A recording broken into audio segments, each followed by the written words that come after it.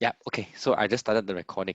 Okay, so uh, all lectures we recorded. Okay, so you can access all lectures. In fact, all our previous lectures have also recorded, and it's placed on NUS. Any NUS students can go and see. Okay, so we are very transparent with our classes and our lessons. So if you want to go and see what they studied 2 years ago, you can go ahead. All right. So I see there are about 86. Uh, Maybe you can wait a few more minutes because I understand most of you are working. Uh, Normally, sometimes we rush back from work and all that. So uh, typically for our lectures, I start about 6:40. But I think now since it's online, even if you're on a bus or traveling, you can just turn into Zoom, right, and just listen into the lecture. Okay. So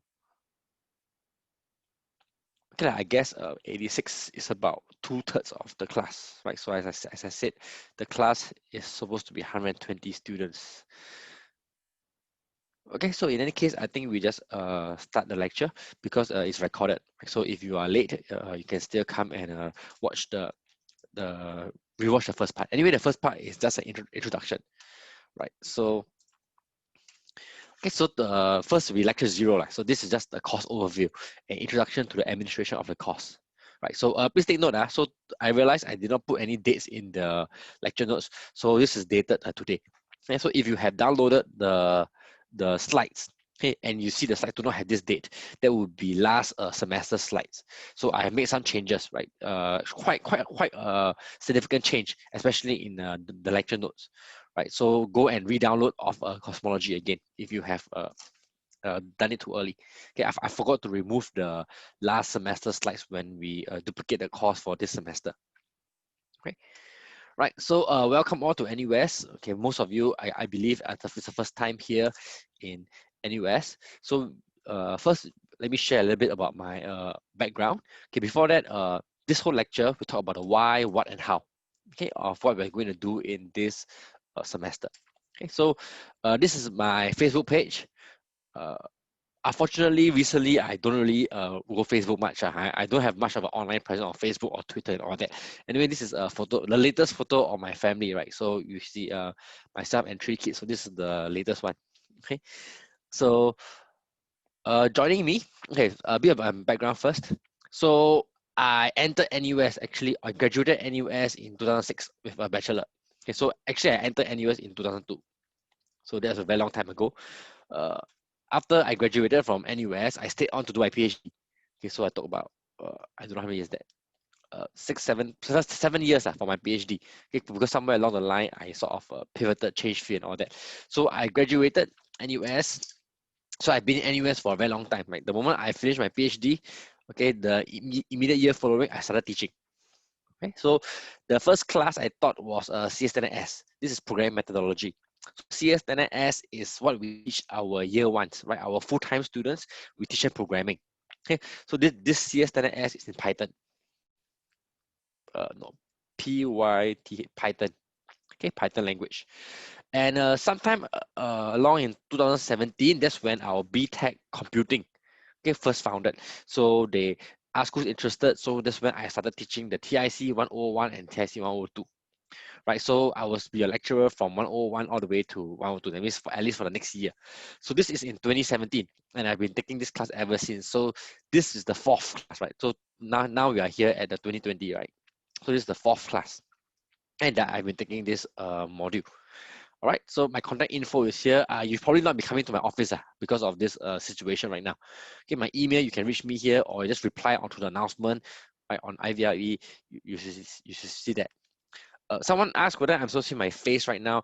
The issue is the school haven't given out the webcams yet. They ordered already, but the webcams is not here yet. So I don't have a webcam here in my office, so you cannot see my face, unfortunately. Okay, maybe next week or the week after when the stock arrives, then you can put a webcam here, right? Okay, so right now you can only see the shared slides. Okay, or maybe next week when we go to the lecture theater. Okay, so the lecture theaters, they will have a webcam to capture the entire theater. Okay, okay. How is CS10S different from 101? Okay, I'll talk about it later. Okay, so this is now in 2020, right? Okay, so joining me will be your teaching assistant or tutors, right? So we have 5 tutors here. So our class of 120 will be divided into 5 tutorial groups. Okay, so each one will take one. I will partner with one of them to take the tutorial groups. Okay, now one thing to note, I think with the exception of Sihat, okay, this is Sihat. Sihat is the only PhD student. Okay, the rest of them are undergrads, means they have not graduated yet. Okay, so the reason why we're taking undergrads is this. Okay, so I've taught this class for 3 years before already. Right? So this is my 4th year, right?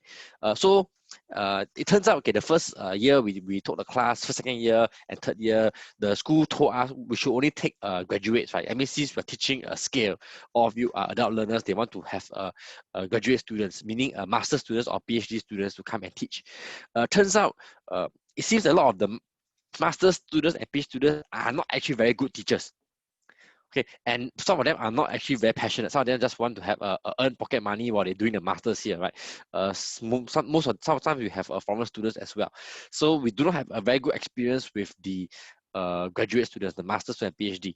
Okay, but turns out our undergraduates, okay, are actually very passionate about teaching. So we can find so some of these undergraduates, they actually want to teach, right? They are very excited about the content, except the course. Actually turns out to be quite good in teaching. Right, so last semester for TIC1002, we took on some undergraduates, and it turned out to be actually quite good. Okay, so even though they're undergraduates, they are all in their easily 3rd year, 4th year. Right, that means programming, a basic course like this for programming, they have no issues with it. Okay, I made sure they have scored at least do reasonably well in programming. Okay, so please work with them. Okay, they might be much younger than you, they're undergraduates, but they are very passionate about what they do, and they are very committed. Okay, so this is why I've requested to scale that we should start hiring undergraduates to come and tutor. Okay, because even though they don't have a degree, right, but they are 3rd year, 4th year, so, and they are in from SOC, so programming is should be second nature to them. Okay, and they have proven themselves that and undergrads, when you're very young and very passionate and very excited, okay, you get to do a lot of things. Okay, so I hope you will be able to work well with them. Okay, especially this semester, all your classes will be online, right, because we do not have a venue big enough for a tutorial class of 20. Okay, so why are we taking TIC 101? Okay, so TIC 101 is to get a foundation in your programming methodology. Okay, which is needed in because no choice, right? You are BTech computing. Cannot be BTech computing, then you don't know any programming, right? So unfortunately, it's easier said than done to get foundation in programming. Now, why is it so? Right. So, in the past three years of teaching this class, right? I see a lot of students. Okay, so we do have students who cruise through this class quite well. But we also have a large percentage of students who really suffer. I mean, they are not able to uh, get this class well. Now, the problem with this is that, okay, so this is Bloom's taxonomy. I think I shared briefly with you, right, in my first announcement on the email. Basically, this is the level of learning. So you start here, right, in primary school, sort of like primary school level, and you go up, okay, to your learning. Okay, turns out that at least this part here, remember to understand, is something which you can sort of study for. But you read, you memorize, you read, and then you can try to explain the concept. For programming, actually you need to operate in this region. In fact, later on, when you go and do your higher modules, you need to go and produce original and new work. Right? You can think of programming as like writing essay. Okay, so writing essay is actually not very trivial, right? You can learn English, you can learn grammar, you can learn a lot you can read a lot of books, but it doesn't mean you're able to operate at this level. Okay, so the problem is that it is very difficult, right, to progress high up here. So when we enter, we really require our students, okay, to operate in this region here, at almost at the top of the pyramid. Okay, no longer here. Unfortunately, I think most of you, I mean, maybe have not been in school for a long time, so it's a very steep climb up. Okay, the full-time students, they have been doing this, for full-time for most of their lives, right? I mean, if they come in at 20 years old, more than half their life they've been studying. Okay, so for them to actually operate, okay, through all these things is actually not so hard for them. But for us, okay, who might have not been in school for a long time, this part here, okay, could be quite difficult. Right, so programming is actually not very simple. Now, the other reason why programming is so hard as compared to other fields is that when you try to ask computer to do something, the interesting thing is computer, they only do what you say. They do not do what you mean. Okay, so what it means is that for us, when we talk, right, we always talk about in English. English is actually not very precise, right? When I say something, English is very ambiguous. Okay, for example, let's take a look at this. Okay, a man sees his wife busy in the kitchen and offers to help. She says, take this bag of potatoes, peel half of them and pour them to boil. So the man did this. Okay, so is this right or wrong? So I mean, when we read this example, we know what the wife meant. The wife meant take half the potatoes, right? So if the bag have 10 potatoes, she meant take 5 of them, peel and boil. But what the man did is not incorrect, right? Take all the potatoes and peel half. Okay, so this is the problem with ambiguity, right? So if in programming, you have to be very precise in what you say. Okay, so this kind of thing, it is not very intuitive to most people. Another example, my wife said, please go to the store and buy a carton of milk. Okay, buy 1 milk. If they have eggs, get 12. So we come back with 12 cartons of milk. Why? Because they had eggs, right? So the reason is if they have eggs, so yes, it's true, we get 12. 12. Okay, so this is ambiguous, right? It could refer to the carton of milk, but I think the wife refers to 12 eggs. Okay, so this is ambiguity. Okay, this is all programming jokes. So, but all these jokes goes to highlight that people realize, computers are very difficult to program because you need to have changed the way of thinking. You cannot just think naturally and intuitively. Okay, you need to be precise in the way you think. Okay, so how are we going to achieve that? Now, this is the part where I explain, right? What's the difference from 1101, sorry, 10S and TIC? So in CS 10S, okay, I teach the entire curriculum that we need in 10 weeks. It's not even 13 weeks, so it's 10 weeks. Okay, the last 3 weeks is just buffer for them to revise everything. So I teach everything in 10 weeks. Okay.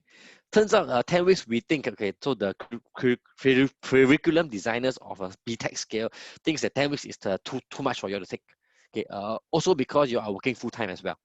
Okay, so these are full-time students, so they have devote a lot of time into their work, into the studies. You all are not full-time students, so maybe you take longer. So what we do is we divide actually everything they learn in 10 weeks, we divide across 2 semesters. Okay, TIC 101 and TIC 102. So you all will take 2 semesters, okay, to learn all that is needed. And for TIC 101, okay, basically we have the content. Let me try to draw this properly. We have the content. Okay, so it's half. Right, so half the class, half the time we will spend on programming. Then half the time we will spend on some computing topics. That's why the title is called Introduction to Programming and Computing. Okay, so what we have is actually 2 threads. Okay, so programming will cover all this stuff, right? Computing, we'll talk about some of this. Now, this computing part actually is not the focus. Just to actually be honest with you, this computing part is basically a filler. Okay, it is just to spread the programming out over a longer time. But we cannot say we only teach you 6-7 weeks of programming. Then what to do the remaining 7 weeks, right? I mean, we cannot do nothing. So what we do is we inject these computing topics. So what we have is we alternate. Like today, maybe this week we do programming. Next week we talk about some computing stuff. So it gives you more time to slowly digest and practice your computing. Okay, so all in all, this computing part actually only accounts for less than I mean in the exam 10% of the exam only. Okay, we still have to test you because we cannot expect you to put something in the curriculum they don't test you. But normally from past experience, it's only covered about 10%. Okay, so actually focus should be 90% here. And the point of this computing topic is to basically spread out the workload. Okay. Someone asked if you took 10E before, whether you can appeal to skip. This one you go check with scale. Okay. Actually, there's a placement test for TIC 101. It's already over. So if you've taken the placement test, then you will be able to skip. So this one you got to talk to scale. Okay. So you're right. CS10E covers basically 101 and 102. Okay, the next question would be why teach C++? So someone who is asking, previously asked, are you going to learn Python? Okay, so no, we're not going to learn Python in this class, right? We're going to be learning C and C++. So why teach C and C++? Well, C++ actually, I actually don't know where this source come from, but C and C++ actually dominate, okay, most of the programming language of today. All right. You might have heard stories about Python, JavaScript, I think Golang, right, becoming very popular, but that's is in web development, okay, software development. C++ actually is still in use in a lot of low-level development. For example, like in developing OS, writing embedded systems and all that. Okay, so those kind of systems we will still program in C and C++. Okay, so why is there a dip near the end of 2018? That I'm not too sure why lah. Okay, so I mean I'll take this a pinch of salt lah, where uh this TIOBE comes from. Okay, so now why do we teach you C++?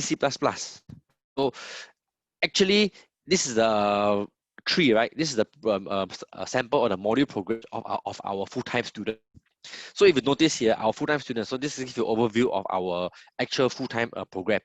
Okay, so full-time program, we actually have many different variants of programming methodology. So the one I taught is here, the one that I currently teach or have been teaching is 1010S.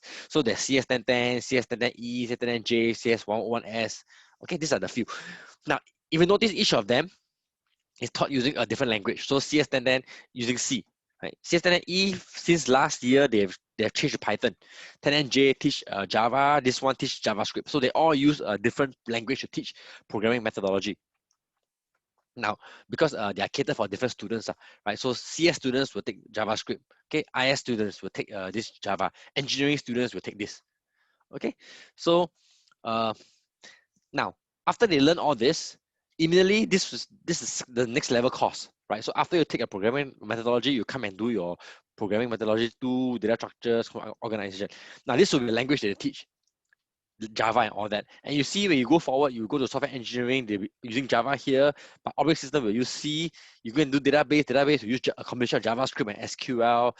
Software engineering will use C++. So you realize once you clear program methodology and you go into the program, most modules, most lecturers will expect you, whatever language they throw at you, you are expected to pick it up on the spot, right? Because end of the day, what you are learning is not so much of a language. Okay, well, learning the methodology. So whatever language they throw at you, okay, maybe they give you 1 or 2 weeks introduction for it, explain some syntax and all that, but then they realize, I mean, they expect you to be able to work with the language from there on. Right, so it again depends. There are some modules they require you to use C# or whatever language they have. Okay, so the programming language that we have, I mean, you'll be exposed to many programming language. So this is for our BTech scale. BTech computing. Okay, so BTech computing, we work with C++. When you go and do your database module, okay, you'll be dealing with SQL. Okay, when you do information security, most likely you'll be using this. Data structures, I think they'll be using this. Okay, so for the data visualization, your business analytics students will use Python. All right, so this will be the progression. So you'll be exposed to many languages. Now, why C++? Why don't start with Python, right? So some students are asking, Python is a very easy language to learn, right? Why don't we start with Python? Okay, let me give you an analogy. Right? Why teach C and C++ and not Python? Okay, so suppose you are learning to drive. Okay, so in Singapore, I mean, now you can choose to drive either manual or auto. Okay, and in Singapore, the license is a bit different. If you get auto license, you cannot drive manual car. But if you think about it, like in the US or other countries, they actually don't care what car you used to learn, right? You can learn to drive auto car. You have a license, you can go and do manual car, right? It's your own problem already. So if you were to compare Python versus a C++, Python is like learning to drive with a Tesla. Not just automatic, no transmission, but this car can auto drive, can auto park and all that. Okay, so imagine you will learn to drive with a Tesla. Then when you come out to actually to do your work, you are given a manual car. Then now you have to learn how to park and everything. So it's much more difficult, right? Can you still learn? Yes, but going this way is much harder, right? Then you learn the manual car first. Then now I give you a Tesla, wow, very easy to drive. Okay, so another analogy is this. How about cooking? Okay, Python, do you use Python to cook? It's using all these premix. Okay, you want to make rendang, you go to supermarket, oh, I buy this rendang packet. Okay, then I cook. So I think some of you have you used Python before. You agree with me, right? Python, like everything, you just use something out there, something be done. Okay, but C++ is like really like cooking from scratch. You rendang, you must get every single ingredient and then prepare them yourself. Okay, so C++, again, like I said, going this way from C++ to Python it's much easier time, right? Once you mastered using all these individual ingredients, bring everything together, you come to Python, you will have a very easy time.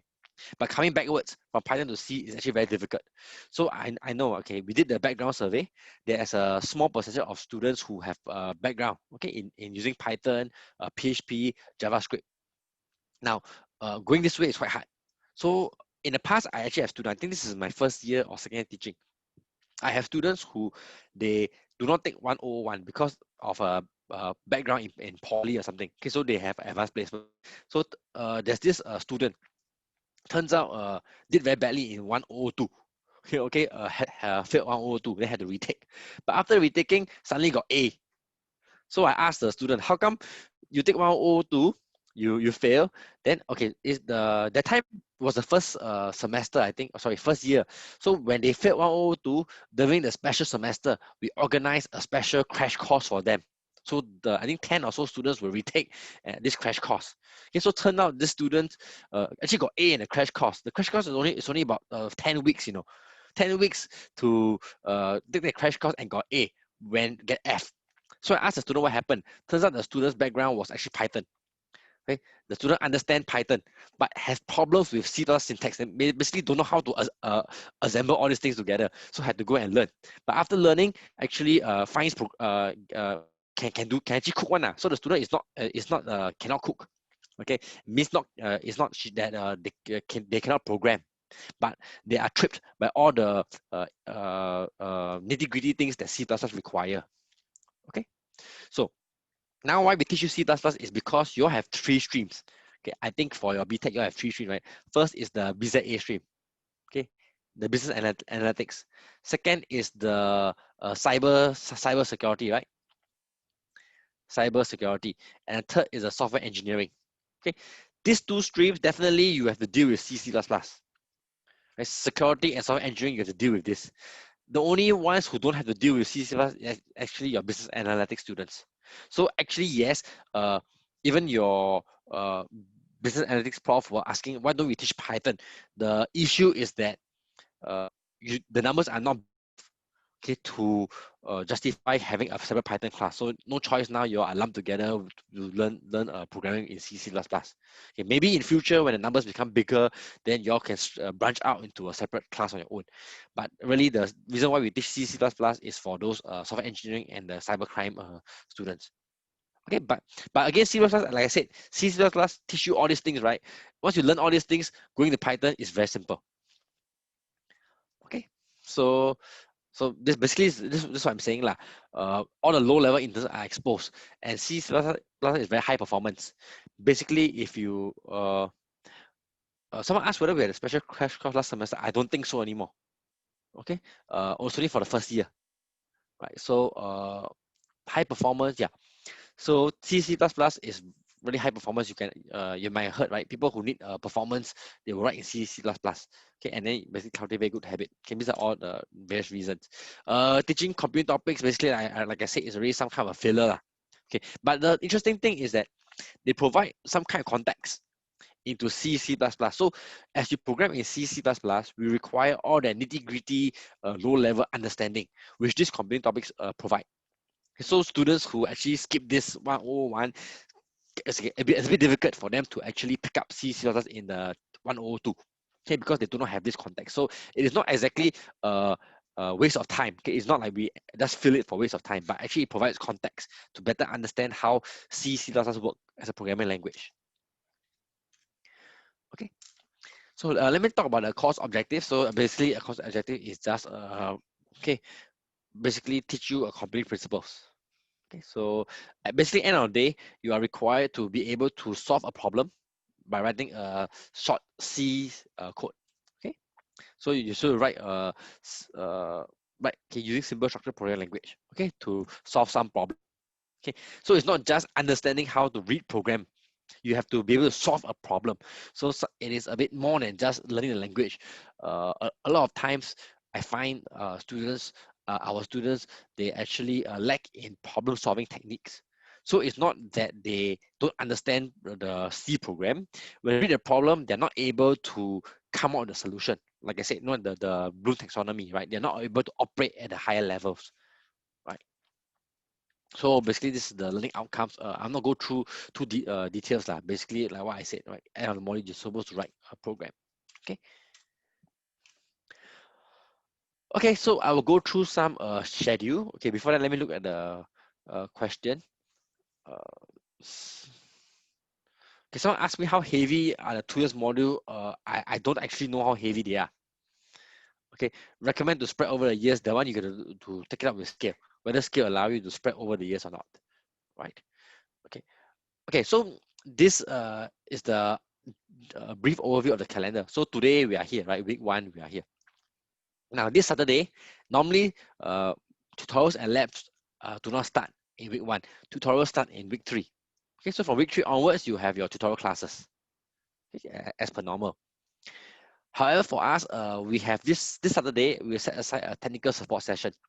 This is for students who have difficulty installing the problem set 0, installing your compiler, installing your Visual Studio, right? I will post an announcement of cosmology. Most likely, we might get a TA or 2 to man one technical session in the morning, then we'll man one more in the afternoon.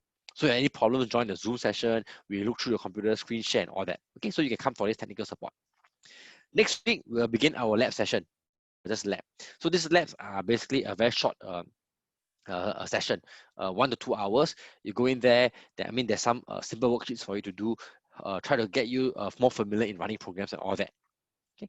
After that, we have tutorials. So tutorials are basically so there'll be tutorial worksheets. Okay, on cosmology. Later, I will explain. You will find some tutorials.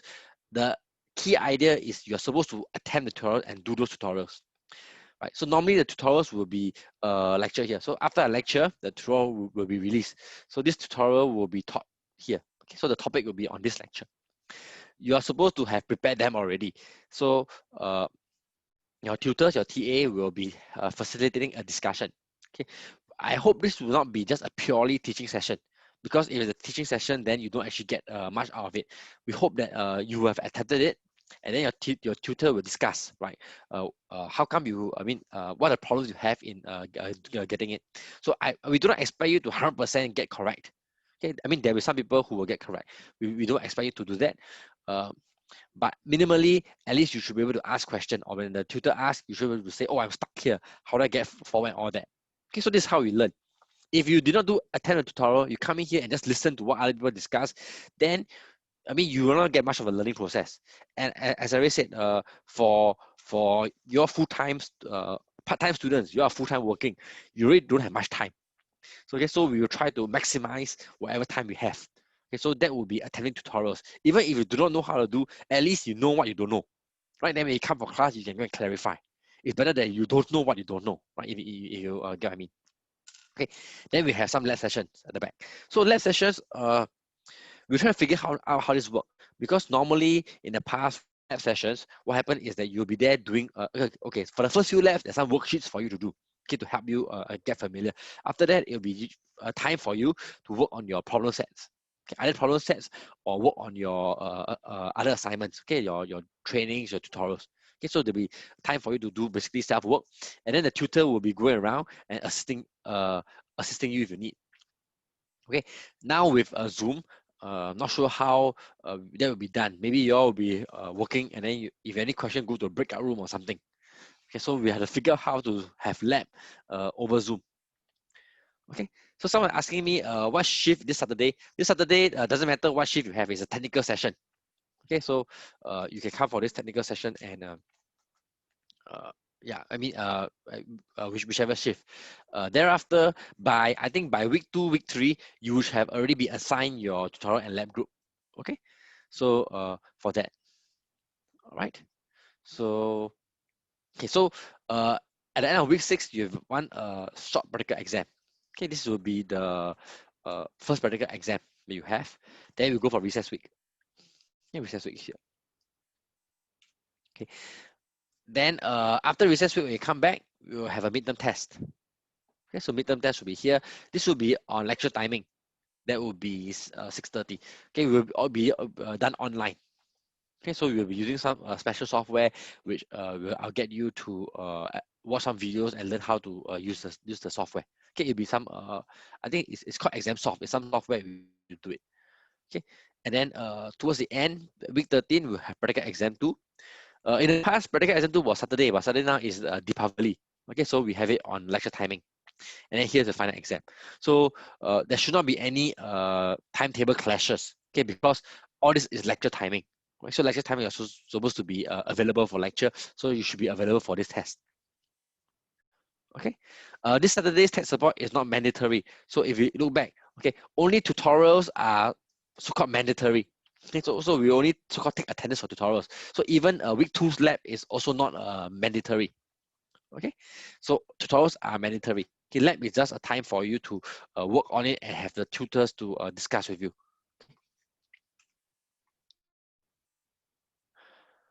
Okay, someone asked to says that they prefer physical tutorials. Unfortunately, we cannot have physical tutorials because the labs are not big enough. Right? Due to social distancing and all that, the labs are not big enough, and for us to have any physical tutorials there. Okay, so all the tutorials have to be online. Okay, whether you have any makeup class, okay, there will be no makeup class. Right, this is the same for if you miss any class. Okay, say you've missed any class for MC and all that, there will be no makeup. All right, but if you have an MC, then of course we mark attendance. We don't penalize you for having MC. Okay, but there is no makeup for tutorials and lab classes. Okay, so a typical weekly schedule will be this. So this is where I will talk to you about the assignment and things to do. Right, so after a Thursday lecture on cosmology, lecture quiz will open. Right, actually you will see lecture quiz. Lecture quiz is actually some simple MCQ questions. Okay, or maybe some simple programming questions for you to do. Okay, just to test you whether you have any just to make sure you have understood the lecture.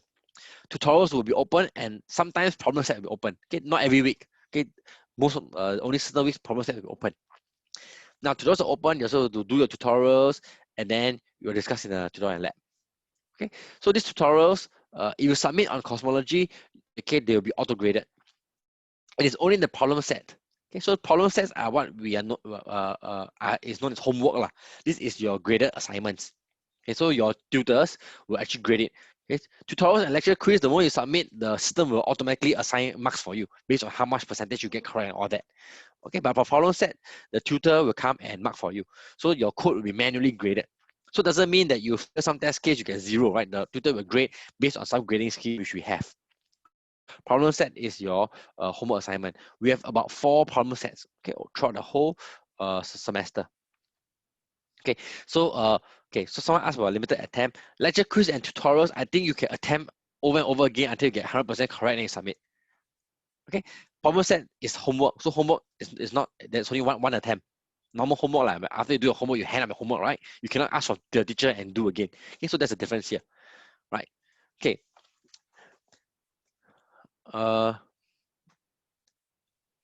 Okay, so if you notice, our tutorials and lab are back to back. Okay, so I mean, this is a sample timing of the afternoon, but it might be a bit different because we have one class that starts a bit earlier. Okay, so even though we have 1 hour for tutorial and 2 hours for lab, again, depending on the TA or tutor. Like if the TA finds that you are still not understanding the tutorial, he might be able to use 2 hours, okay, for tutorial for teaching. Okay, so again, depending on the class. So it's not necessary that only 1 hour is used for tutorial. After 1 hour is gone, he must stop. No, right? It means we have 2 hours to use. If you eat the lab time, it's fine. Okay. So okay, let's talk about this assignment weightage. Right. So in cosmology, we have this assignments and tutorial training. Everything in cosmology adds up to 20% component. Okay. Our practical exams, we have 2 of them. So each one is 10%. And then midterm test is 20%. And finally, final exam is 40%. Okay, this date is wrong. It's not December. It is it's December. It's December. Okay. Okay. I think this is correct but make sure you double check. Okay. Later, as we come to this towards the end, we'll double check the date again. Okay. So this is the breakdown. Now, how do you get this 20%? How is this 20% cosmology computed? Okay. So if you go into cosmology, right? If you look in cosmology, let me see if I can bring cosmology up here.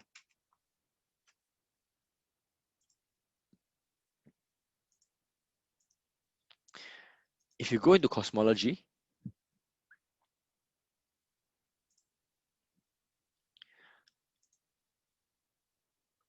okay, all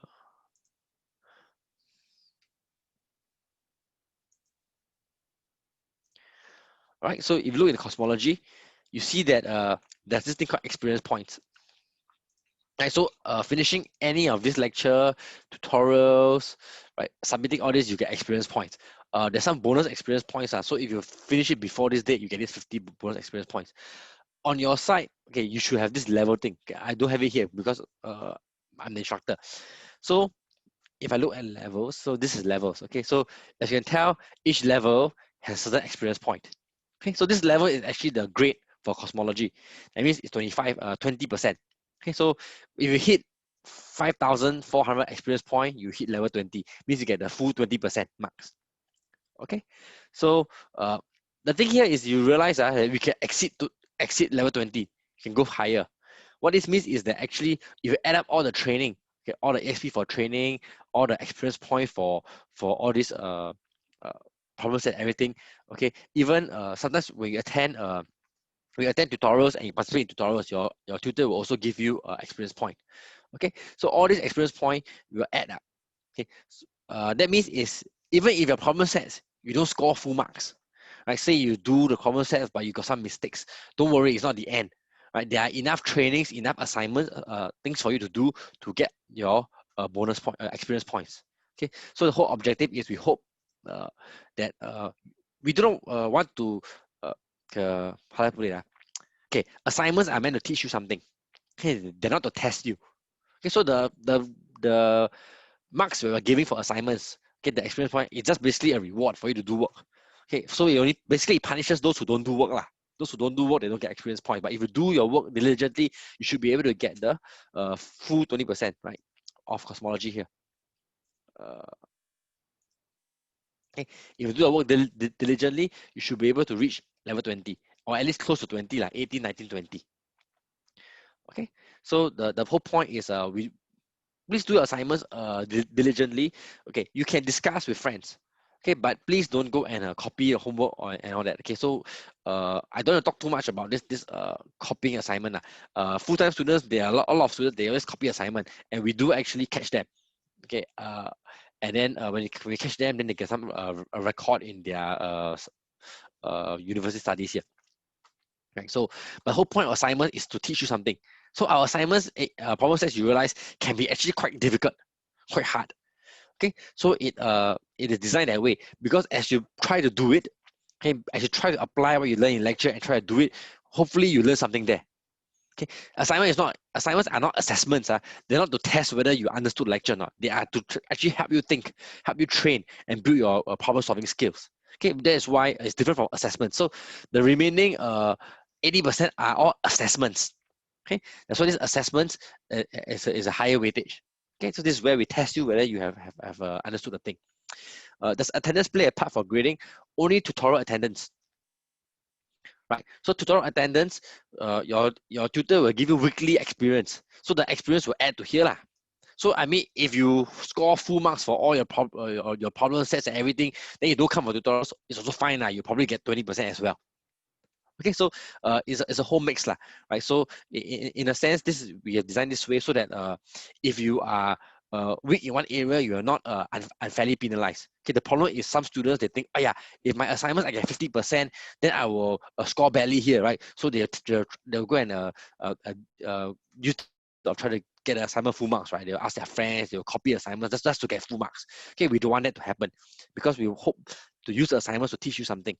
Right? So even if you have problems with the assignments, you can go ask the tutor, you can ask your about it. Okay, they'll be more than happy to help you. Of course, they cannot give the answer, right? But they can guide you through it.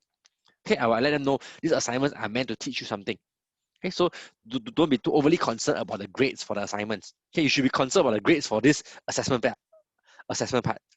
Okay, that means if you go and copy all your assignments or you don't actually do properly, then when it comes to the test, you know nothing. So it doesn't really help you at all. Okay, so we'll be using cosmology for everything. Okay, Luminous only for the grade book. Grade book is just to verify your grades. We use Luminous because it's tied into the system. Okay, Okay, someone asked me whether final exam is written test. So midterm and final exam are written tests. Okay, but now it's done online now. So you type in the computer, but it's done without access to the C compiler.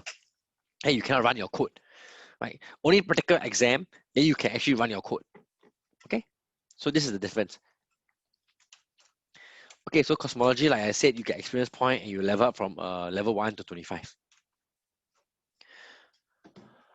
All right, so this course, actually, we designed this class without needing textbook. Hey, you don't need textbook. But some students, they feel more comfortable having a book to refer to. So we recommend this book, right? Problem solving and program design in C. Okay. Now, you don't have to buy this book. If you are very good in your Googling skills, you should be able to find the PDF. Okay, of course, I can't link the PDF to you lah. Okay, so this I see some students trying to take photo, but okay, never mind. This slides are already uploaded in cosmology. So by right, all your lecture slides we will upload. I will upload a couple days before the lecture. Okay, today is first lecture lah, so that's why I need just upload it just before the class. Okay, so inside this book, okay, no matter how you get this book, there are a lot of exercises, programming exercises for you to do. Okay, in this book. So if you find that the exercises that we have on cosmology not enough, you can go and do it yourself. Okay, the issue is that because you are not full-time students, you are part-time students, we cannot give too many exercises for you to do. If I put a lot of exercises for you to do, then you will say, oh, there's too much workload and all that.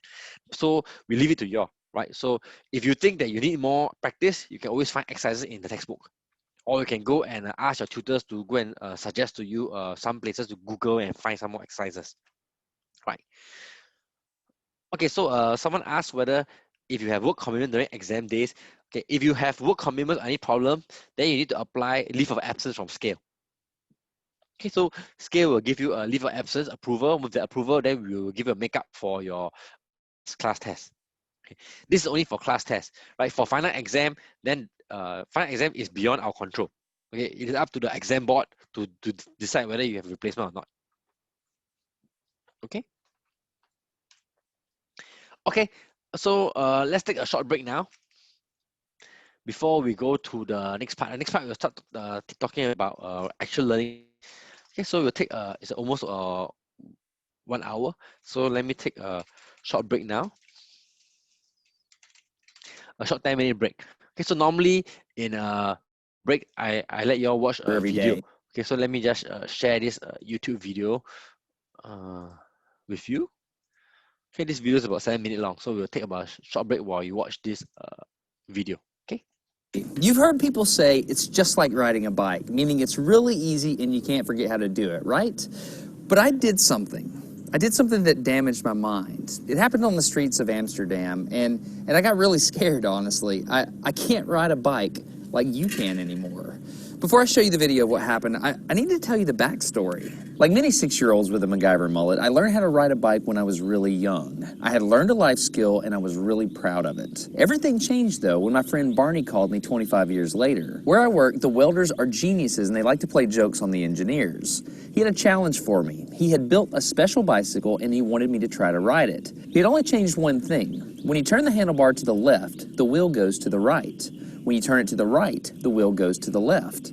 I thought this would be easy, so I hopped on the bike, ready to demonstrate how quickly I could conquer this. And here he is, ladies and gentlemen, Mr. Justin Salem. First attempt riding the bicycle.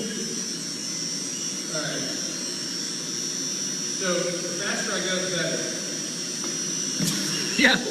Yeah. I couldn't do it. You can see that I'm laughing, but I'm actually really frustrated. In this moment, I had a really deep revelation. My thinking was in a rut. This bike revealed a very deep truth to me. I had the knowledge of how to operate the bike, but I did not have the understanding. Therefore, knowledge is not understanding. Look, I know what you're probably thinking. Destin's probably just an uncoordinated engineer and can't do it. But that's not the case at all. The algorithm that's associated with riding a bike in your brain is just that complicated. Think about it. Downwards force on the pedals, leaning your whole body, pulling and pushing the handlebars, gyroscopic precession in the wheels. Every single force is part of this algorithm. And if you change any one part, it affects the entire control system. I do not make definitive statements that often, but I'm telling you right now, you cannot ride this bicycle. You might think you can, but you can't. I know this because I'm often asked to speak at universities and conferences, and I take the bike with me. It's always the same. People think they're going to try some trick or they're just going to power through it. It doesn't work. Your brain cannot handle this. For instance, this guy, I offered him $200 just to ride this bike 10 feet across the stage. Everybody thought he could do it. No, you didn't understand. You didn't understand. So, this way. Okay, all right, all right, so, whenever you're ready. Yeah. Wait. No, you have to keep your feet on. Dude, all right, here we go.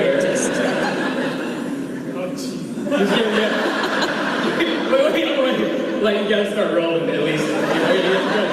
And go. All right, back up. Okay, keep your feet on the pedal. Go. Go right on.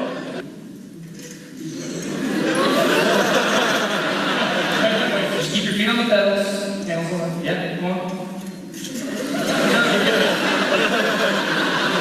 All right, one more time. Okay. Once you have a rigid way of thinking in your head, sometimes you cannot change that, even if you want to.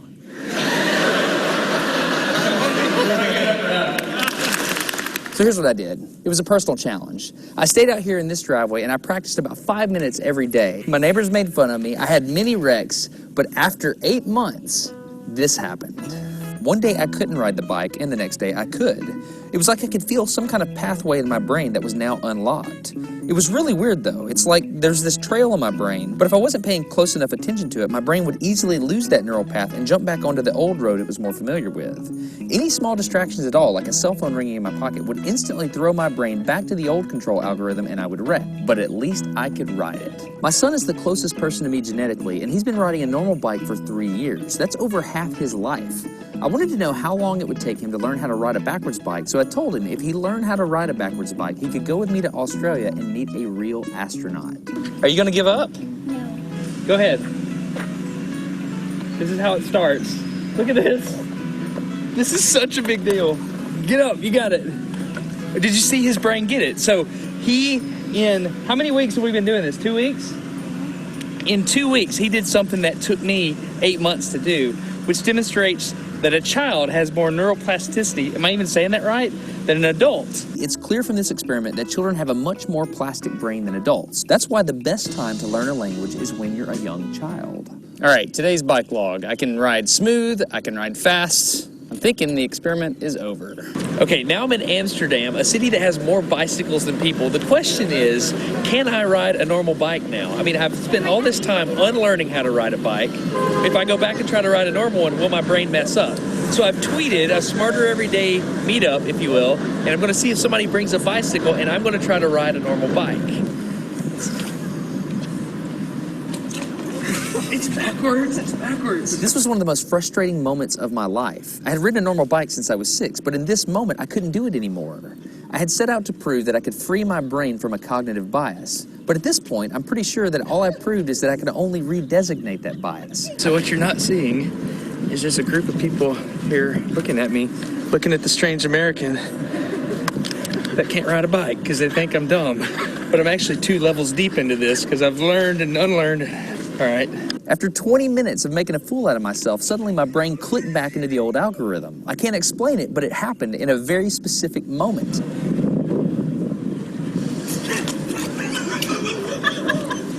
I got it. I'm back. Oh, it clicked. Hold on, it clicked. I got it. Okay, there it is. There was the moment. Okay, I can ride a bike. I tried to explain this to the people around me, and they just didn't get it. They thought I was faking the previous 20 minutes, and I couldn't get anybody to believe me. That looked like I faked that, didn't it? Yeah. Just a fake. You think I'm faking. You don't believe me. There's been so many people like, and it's full. You think I'm lying, don't you? I'm not lying. I felt like the only person on the planet who had ever unlearned how to ride a bike, and I couldn't articulate it to anyone because everybody just knew that you can't forget how to ride a bike. So I learned three things from this experiment. I learned that welders are often smarter than engineers. I learned that knowledge does not equal understanding. And I learned that truth is truth, no matter what I think about it. So be very careful how you interpret things, because you're looking at the world with a bias, whether you think you are or not. I'm Destin. You're getting smarter every day. Have a good one. Okay, if you want to support Smarter Every Day, you can download a free audiobook at audible.com/smarter. I recommend Commander Hadfield's book, which is An Astronaut's Guide to Life on Earth. I read it. It was awesome. If you think about it, I had to learn how to ride a different kind of bicycle, and my son did as well. But Commander Hadfield had to learn how to ride a different spaceship. Not only that, but a different type of space station. He was on Mir and the International Space Station. Anyway, if you're interested in supporting Smarter Every Day, audible.com/smarter, An Astronaut's Guide to Life on Earth. I'm Destin, getting smarter every day. Have a good one.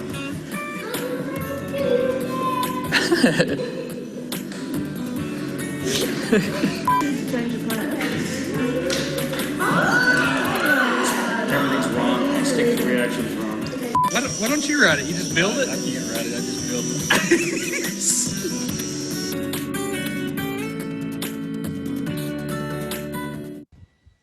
Hey, it's me.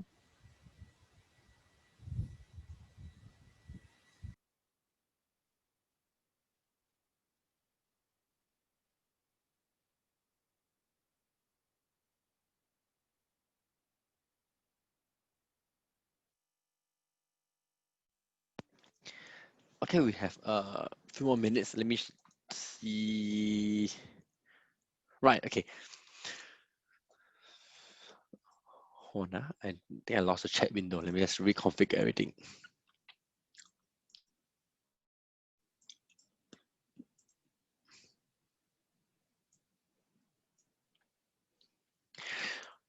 Okay, just want to mention something, right? So this part of the video, right? He said not here, right? Doing this 2 weeks? In 2 weeks, he did something that took me 8 months to do. Okay, so I think we all know that younger people have a better neuroplasticity, right? Which demonstrates that a child has more neuroplasticity. Right. So thing is that, okay, like I said, programming requires a new way of thinking, new way of approaching and solving problems.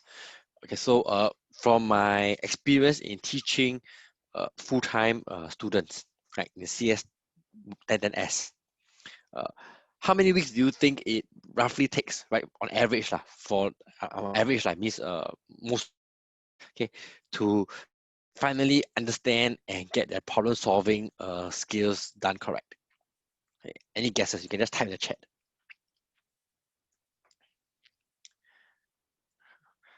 Okay, I've seen people type in the chat.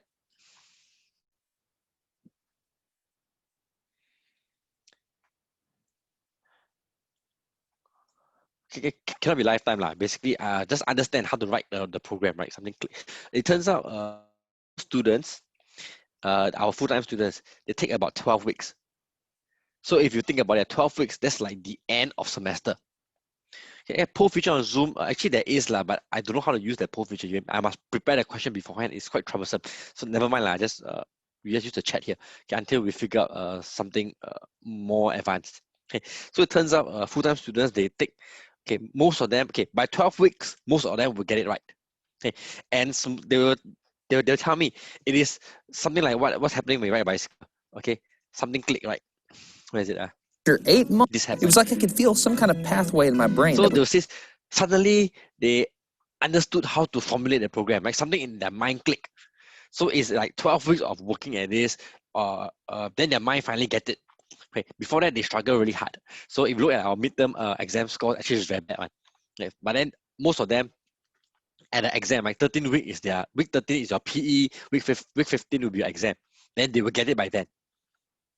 So if the full-time students who are in this kind of environment all their lives take 12 weeks, I think for us in scale, as part-time students, right, you might take much longer, right? This is why the main reason why we split this class into two halves. Okay, but that said, even though the syllabus is split into two halves, this programming is a way of thinking. Hopefully you will struggle, and hopefully your way of thinking will come much faster when there's fewer topics to learn. Okay, fewer things to master. So if not, don't worry. Okay, you have all the way until 1002 to get that right. Okay, so I will be sharing. So in the next few weeks as well. Okay, during the break, we're looking at more videos. Okay, on how to actually help you with your study and your thinking skills. Okay. Okay, is everyone back from break? If you're back from break, give me a check mark. Right, it's a yes thing there in Zoom. Okay, you can click a yes, and we see if everyone's back. Let me just switch my screen to my lecture. Where's my other lecture? Okay, give me a moment.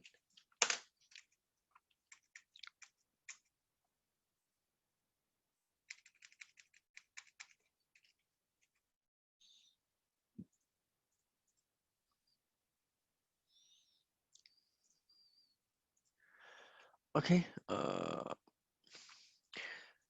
just a few. Okay, so yes. Okay, sure. Okay, now let's resume our lecture. Let me clear all the check marks. Okay, so we'll now talk about basics of programming and C. Okay.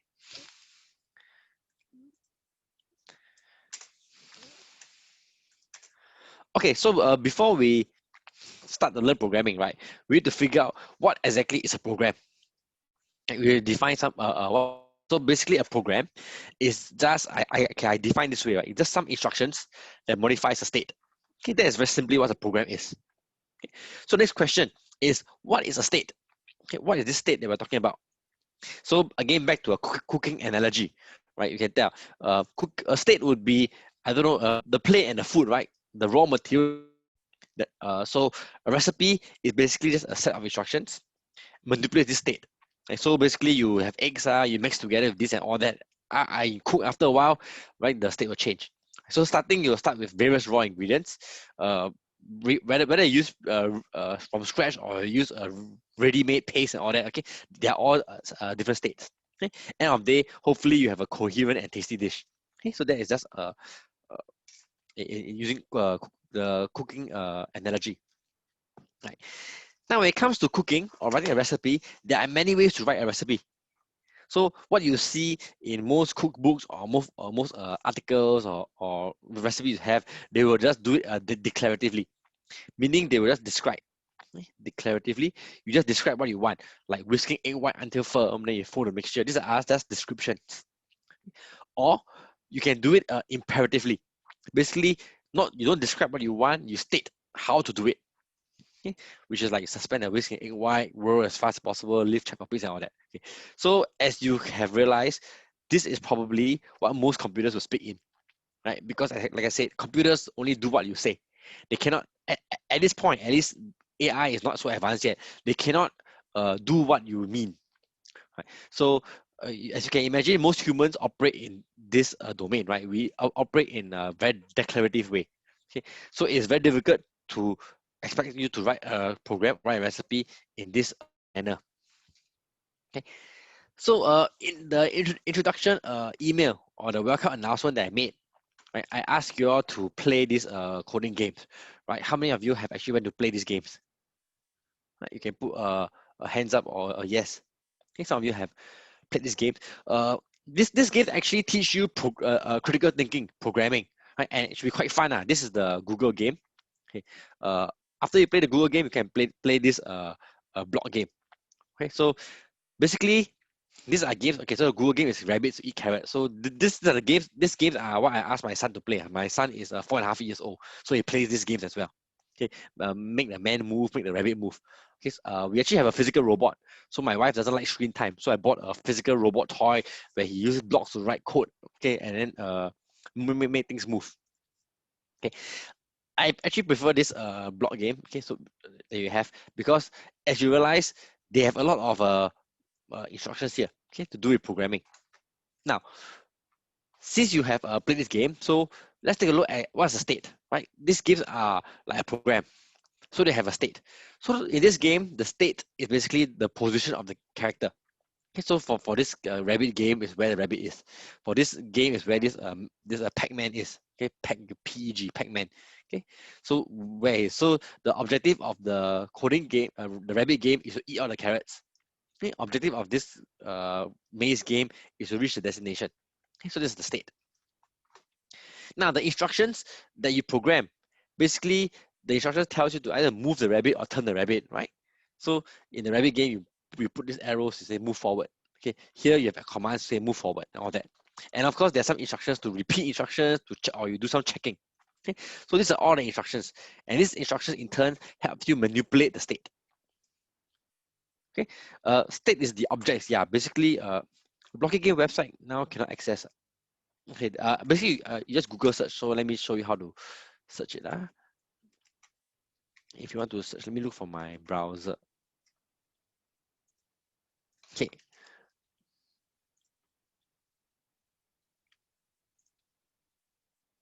Okay, do you see my browser? So we search Blockly maze game. Right, search this. There, the first one here. Oh, it can't be reached now. It's very odd. I was playing that. Oh, something is wrong with Blocky game. It's very odd because just 2 hours ago I was playing it. Okay, maybe it just went down lah. Okay, so brain pop is available. Okay, if the game is not available, I can put Blocky game on our website actually. Okay, so never mind. Maybe it will come back on later on. So I have another question. Let me move back to my slide. So someone asked, what is the state the object or the ingredients? The state is basically everything. So in terms of cooking, it is all the individual raw ingredients, right? That you have. Okay, so collectively they are the state. What is the state of all these ingredients? So your egg is there, is not beaten. Your flour is there. These are all the state. When you combine it together, it becomes the new state. Okay, so that's what the state is. In terms of this programming coding games, this state is where this person is. Okay, at any point in time. For the rabbit game, is where the rabbit is and how many carrots are left and all that. Okay. So computers are dumb and they require precise instructions, but the precise instructions have to be very primitive. Okay. So if you look at this maze game, right, I can't give an instruction like this, right? Oh, to get to the destination, it is very simple. Just follow the path until you reach. Right? If you tell this to a person, right, a human will be able to, oh, just follow lah, follow. Okay, I don't know why my pen is jumping, so I don't know what's wrong in PowerPoint. So you see, so just follow. Right, so a human will be able to do that, but a computer is not able to do that. It requires a very precise way, right? It doesn't know how to turn. So this is the program. If you have played this game, that you will write. Okay. Basically, repeat until you reach the destination, right? So you got to repeat this set of instructions. Repeat, do, you move forward. So this guy will move forward. Okay. Next one, check. Is there a path to the left? So no path to the left, then you won't do this. So move forward until it reaches this point. Then yes, there's a path to the left. Then you turn left. Okay. So basically, we need a very precise instructions. Okay, so if you have played this game, okay, it actually helps jumpstart, okay, the programming, the problem solving, the process, right? So just to reiterate, a program, this is a program, right? It is composed of instructions. Okay, so these are all the individual instructions that we have available in this game. Okay, so we combine all these instructions together and form a working program. Okay, so now let's take a look in programming itself. What are the actual elements of programming? So in programming, what we have, like we said before, is this thing called state. Okay? And we need some way to represent the state and the abstraction of the state. So in this maze game, this picture lah, the picture show us where the man is. Of course, I can use something like XY coordinates or the position of the man. Right? We can use all these variables, okay, to represent this state. Okay? And we have a means of mutating the state. So basically, these are the commands that we have in the game. Okay, so we can move forward, turn left, and turn right. Okay, this directly move the man. Okay, so or you can have something like this, right? Y equal to X plus 1, or you position plus 1, or that. You can do that. And then there are some instructions here. You realize this instruction actually does not do anything to the state. They don't move the man, right? Okay, basically this instruction controls the flow, controls which instructions get done next. Okay, so this is what you call a control flow, using some logic. Like repeat all these instructions here until you reach destination, or check whether to the left you got path, then you do these instructions. So these are control flow instructions. So these are all the elements of programming, right? When you combine instructions that mutate the state together with some kind of a control flow that controls the instructions, then you're able to move the state however you want it, however you program it. Okay, so in the game, the objective is to move the man to the destination or get the rabbit to eat all the carrots. Okay, so that's the purpose. Now, in our general purpose programming, okay, we have some problem. So you are supposed to figure out, right, how to manipulate state to solve a problem. Okay. Okay, so control flow, there's two types. One is while something is true do, or some branching. This one we'll talk a bit more next week. Now, how about C program? So those were the games, like the games that we played, the maze games. In a C program, what is the state? Okay. In any program, actually, any computer program, actually the state is basically the memory of the computer. So when you start, right, the computer has some memory, okay, for you to manipulate.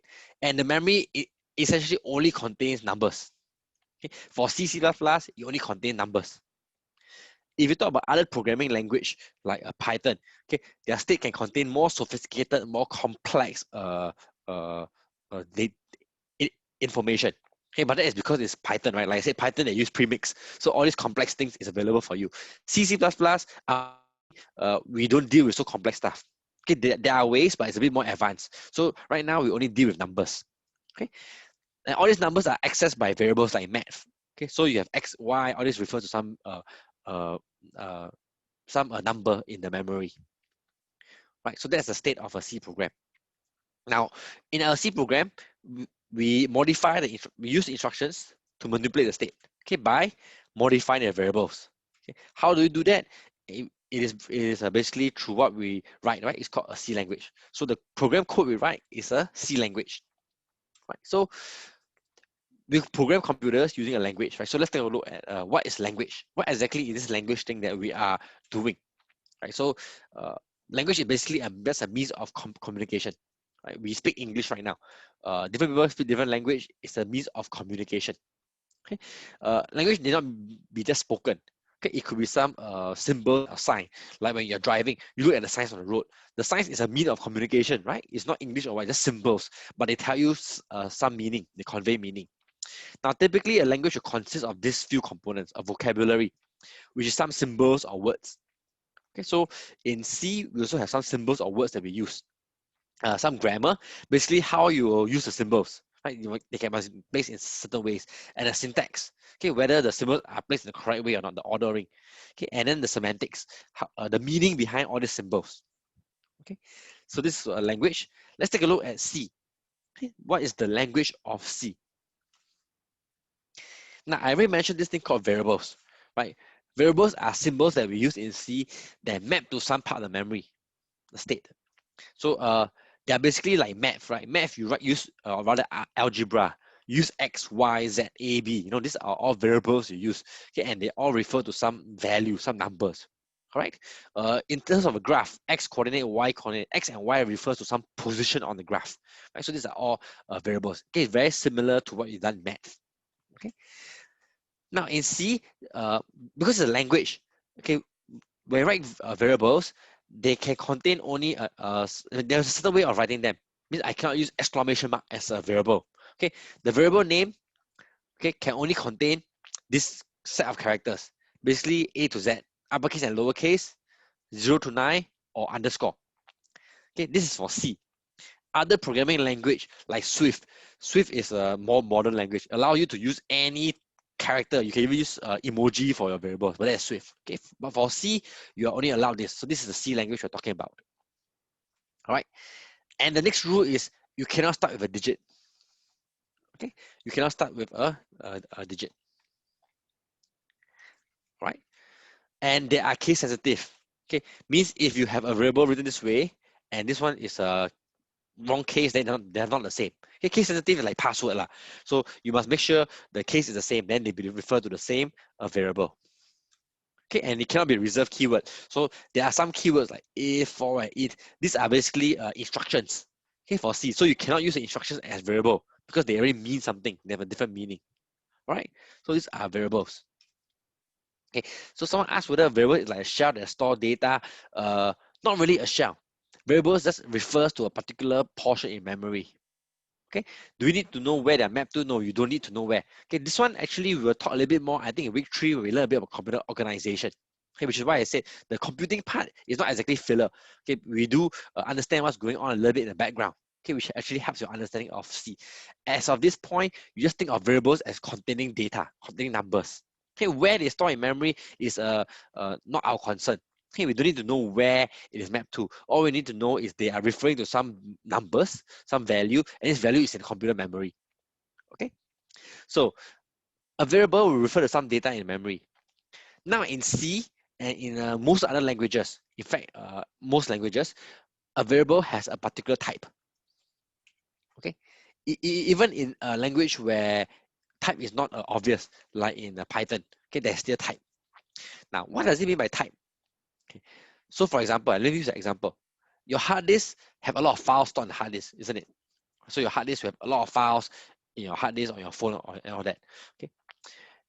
In the hard disk, but all this file data and hard disk are just data. They are ones and zero, right? They are binary data. They're just numbers actually. Okay. But these files have a different file name, right? So you have a .png, .mp3, .doc. Basically, all these are different types of file. This type determines or tell your computer, tell your Windows, tell your Mac, OS, whatever, right? Tell the program how this file should be interpreted, right? So to anyone looking at the hard disk, they're all data, all ones and zero binary. But the name of the file tells you, oh, this is a .png. That means it tells my photo program, right? How to interpret this bunch of numbers and display a very nice picture. Okay, so you can try like if you take a PNG file and you go and rename it to MP3, then you try to play it, you get a rubbish or get some error. Okay, because the way it's organized is not clear. I mean, it's not correct. Okay, so the same goes with variables. Okay, there are certain types, and someone said yes, it's similar to C#. Okay, so C# is I mean the name tells you it's derived from C lah. Okay, so C# as well. Everything has a type. Okay, so in C, every variable you must declare a variable to be a specific type. Okay, so there are a few types here. Now this is a bit different with languages like Python or PHP and JavaScript.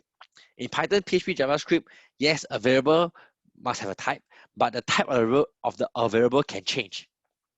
Right. So I say again, in Python, the variable type can change. So for one moment, it is a number type. Next moment, it can become a picture type or something like that. Okay, so in Python, it is not fixed. Okay, so they call this dynamic type. The type can change dynamically. But in C, a type is static. So once we declare the variable to be a specific type, it cannot change. For the whole duration of the program, that particular variable cannot change its type. Okay, that's the restriction of C. So as you can tell, okay, so we have a few types: short, int, and long, float and double, and we have this char type. Okay, so short, int, and long, basically these are integer type. Okay, they store integers. What are integers? They are whole numbers, no decimal place. Now, float and double are types that have decimal place. Okay, and char is another special type. Turns out, like I said, all these types are just numbers. Okay, in the computer memory, they are just all numbers.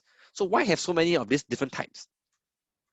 Okay, so a character type is a single character. Okay, single character in single quote. So single quote is not double quote. So in C, double quote means something else. Okay, so for now, we don't talk about double quote. Single quote, okay, with one character inside C. Okay. So now, why so many types? Why so many of these types when they're all just numbers? All right. Actually, all these different types is just the size. Basically, the range of numbers. Okay. So basically, it just tells the computer, tells the C program how much space to allocate to store the numbers. So for integer type, this is the range. A char, short, in, long. Now, for us, we program with desktop computers. Okay, the size does not matter to us. We have what, 8 gig of memory in our computer. It doesn't really matter. Now, for C, actually, C is also used to program embedded systems. Means very, very small, tiny components, right? Those things that sit in your washing machine, control your washing machine. This kind of things has actually very limited memory, few kilobytes of memory as well. So in those situations, every byte needs to save. Okay, so that's why it allows, so C has all these things to allow the programmer to say, okay, this number that I'm using will not exceed this certain range. So I will use as small port as possible. I want to save as much memory as possible, right? So this is why we have all these different types. For a language like Python, you don't have all this the differentiation. Even in fact, Python, your integer can go into very, very long. You just use more memory. Right? So Python is just meant for general purpose programming. Right? Normally you write it for web application, all that, where you're not constrained by memory. That's why in the language of Python and JavaScript, there's no issue about the range. Right? However, C comes from a different world, gives you a lot of control over embedded systems, operating systems, all this. So in these environments, sometimes the programmer need to be very particular about how much space you are actually using in memory. Okay, which is why normally for us, we just stick with one int, okay, and then we just make do with it. Okay, there's no reason to be too concerned about the size of it. Now this charting is very special. Okay, this charting is a bit special, right? So you might be wondering, how come char is integer type when I say it is a character type? Okay, so let me show you something. So let me find my browser. So here I search for ASCII code. Okay, so basically this is a, okay, I click this thing. This is a ASCII table, right? So if I zoom in, okay. So what this ASCII table is, it stands for, okay, we'll talk about it in a little bit more, okay, in computing. Basically, what happens is this char, okay, is as a number. So you notice this from number 0, all the way to 127. Okay, so each number represents one character. So the character's lowercase c is actually number 99. Okay, again, this is the way to interpret numbers. So as a char, basically a value of 99, you interpret as c. Okay, so the computer will print this character c for you. So that's why char is actually an integer. It's actually an integer from 0 to 255. Okay, that's the range of a char. So as you can tell, 0 to 255 is enough to contain all these characters. Of course, you realize this is just Latin characters. It's not all your different emojis and all your extended characters. That one has another way of representing. We'll talk about that more when we talk about computing. Okay, so the whole point here is just that to show you that there are different types. Okay, now for decimal type, there is double and float. Basically, double means double precision. It's more precise. Okay, it's not that it's longer range; it's just more precise, right? Decimal points, is more. I mean, the decimal points you can go infinitely long line decimal, so it's just more precise, which means double takes up twice as much memory as float. Right? For our case, just use double lah. We don't have any reason why we are using float. Okay, so character type, like I said, is an integer from 0 to 25. Actually, it's 255. Okay, my mistake here is 255. And interpreted using this ASCII table. ASCII stands for American Standard Code for Information Interchange. Okay, more on that when we talk about computing topics. Okay.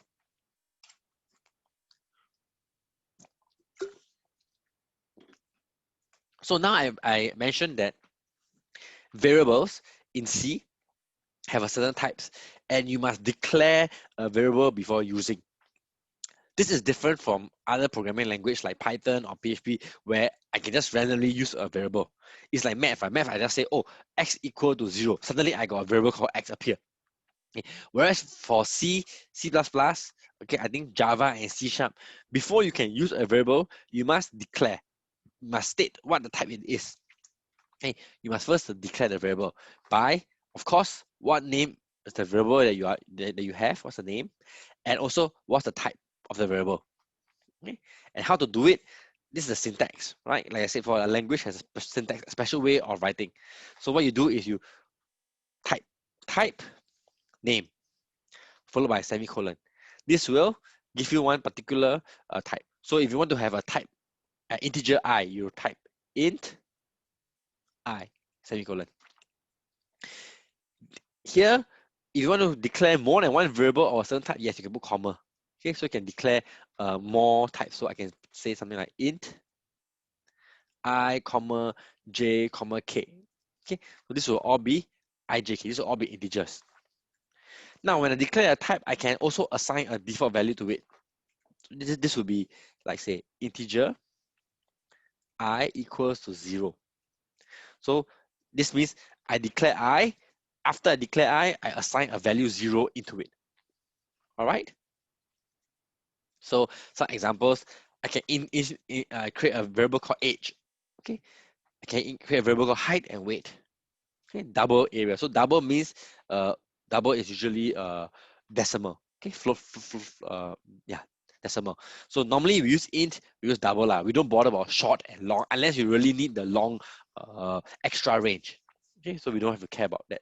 Alright. So here we have we create a double called pi and we assign it to this particular value. Right. So once a variable is declared, it cannot be redeclared. Like I said, once you have an integer called I, you cannot later on, oh, I want to make I become a double. It cannot be done, right? You got to use another variable name. Okay, so it's not like other programming languages out there. And this thing called within the same scope. Okay, so what is scope? Okay, in a few weeks later, we'll talk about scope. So for now, don't have to worry about scope. For example, I create an integer called age. Okay, then I say age equal to 15. Okay, then later on, I say double age. Okay, this is not allowed. Okay, this is not allowed. You get error. Okay. Okay. So someone asked, how long is long? How short is short? Okay. So the thing is that, okay, so normally you go and Google. Someone will tell you short is from 0 to 65535. Some numbers are. Sometimes Google will tell you some numbers.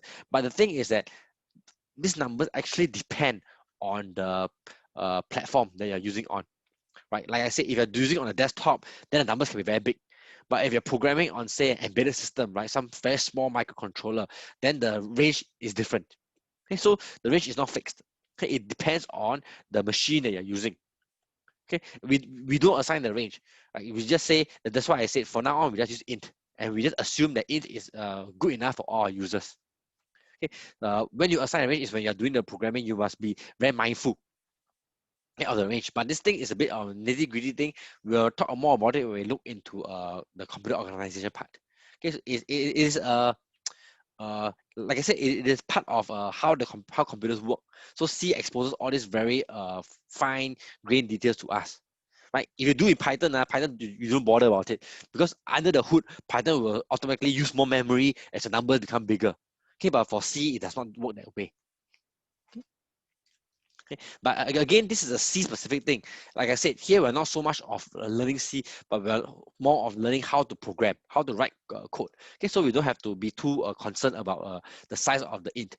If you're concerned, then just use long. Right, long is longer than int, or use long. This is the longest you can go. All right. So now the thing about C is very interesting. When you create an integer, when you declare an integer like this, right? An integer is created, but what is the content of the integer? Okay. I did not initialize it to anything. I did not set a value to it. So what is in the integer is some random value. Okay, actually, it's not really random lah. It is whatever occurs in memory, whatever data is in memory at the time. You learn more about it in computer organization, and a lot of hackers exploit this, okay, to try to get passwords and all that. So C out is a way to print, right? C out I think stands for console out or something. You press display what's the content. So you display what is age, you get some random value. Okay, so please note, this is a very simple mistake because a lot of students will do int age, then later on they do age equal age plus 1. Okay, they do something like this, and they expect it to be 1, right? They thought that age is set to 0. This is not the case in C. Again, this is a bit tricky because again, depending on which computer you use, sometimes the computer will be very friendly for you, right? They will set it to 0 for you, sometimes only, but it's not always the case, right? So the whole point is that please take note, if you do not initialize a value, then random value will be inside. So the best is every time you create one integer, just assign to 0, okay? And another point to note is please use meaningful names. Okay, you're allowed to use any alphanumeric character. So there's no reason why you be using ABC, full, or XX. Okay, unless you're really referring to some XX things. Okay, so use meaningful words like height and weight. Okay, use height and weight. If you need to write long words, no problem. Use underscore. Okay, like radius of circle.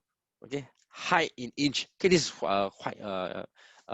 is quite reasonable. Because if I say height, I mean, is it height in cm, height in feet? No, I don't know, right? So you put height in inch, people will know, oh, this particular variable contains height in inches, lah. That's a unit. So you separate words with underscore. This is just a convention. Okay, for our style, we use lowercase for variables. Okay. Now, some languages you will see people use what they call camel case. Basically, they will start with like small letter, area of. They call it camel case. Okay, you start with small, then every word you put a capital word over it. Okay, so it's easier for you to read. Okay, no issue lah. This is a bit of a Java way of writing. Right? So if you come from Java, okay, the convention they use this thing called camel case. Okay, for C and Python, you will probably write with this. But again, depend on the convention. Okay, both are also acceptable. Okay, I mean it helps you read. Now, what's this semicolon at the back? If you look at all the statements we have, okay, instructions we write, we have this semicolon. Now, this semicolon basically denotes the end of a statement. Okay, so in English we use full stop.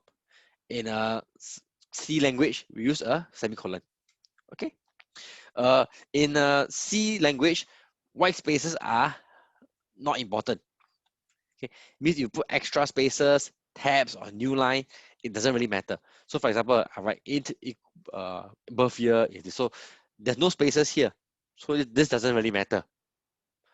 This space matters. So this space matters because it separates two words. It separates int from birth year. Okay.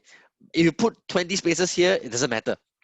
Right? So things doesn't matter. But of course, sometimes it looks ugly. So we try to be more consistent in the formatting so that as you read, your eyes will be more comfortable. Right? Can you imagine if a book, if I write some article in a book, then the spaces I randomly space the words out, hard to read, right? Okay, so by convention, even in writing, right, we have a convention. After every full stop, we put a capital letter to start. It's just easier for reading, right? So for C, like I said, white spaces is ignored. So indentation, like tabs, are ignored. Okay, it's not like Python. Python, the tabs or white spaces in front is important. Okay, but C is not important. You do not need to have any indenting. But of course, having some kind of organization will help you read better. And like this, age equal to 2017 minus birth year, right? So it doesn't really matter whether there's a new line here and there's spaces here. Okay, space matters not. Okay, so that is the basic thing. Let's look at how are we going to assign variables values to a variable. We use this equal sign, right? I think this is very straightforward. When I write this out, a lot of you understand because intuitively it's like math. Okay, so basically what happens is here I did not assign anything. So age has a random value. Now 15 is assigned into age. Okay, so 15 will have, age has a value 15 inside. Age equal 10 plus 15, so age will now have 25. Age plus 1, age will now be 26. Okay, simply follow. So C has this few arithmetic operation. Basically this plus, minus, multiply, divide, and this is what we call a modulo or remainder. Modulo. Okay, it's a remainder. Let's take a look at some example. So if you have pi times radius, how does this evaluate? Okay, so suppose pi has this value. So pi and radius, these are variables. Suppose they have these values in there. So to evaluate, you'll first take the left hand side, right? So left to right, like math. Okay, they'll do this. Then after that, you'll take 6.2 multiplied by 2 and get this. Okay, so just like in math, the operation has precedence one. So multiply and division come first before plus and minus. And there's a whole bunch of other rules. Okay, if you go and Google, there's some rules one. The point is, why I didn't put the rules here. Okay, the point is, please don't rely on this order of precedence because it's very confusing.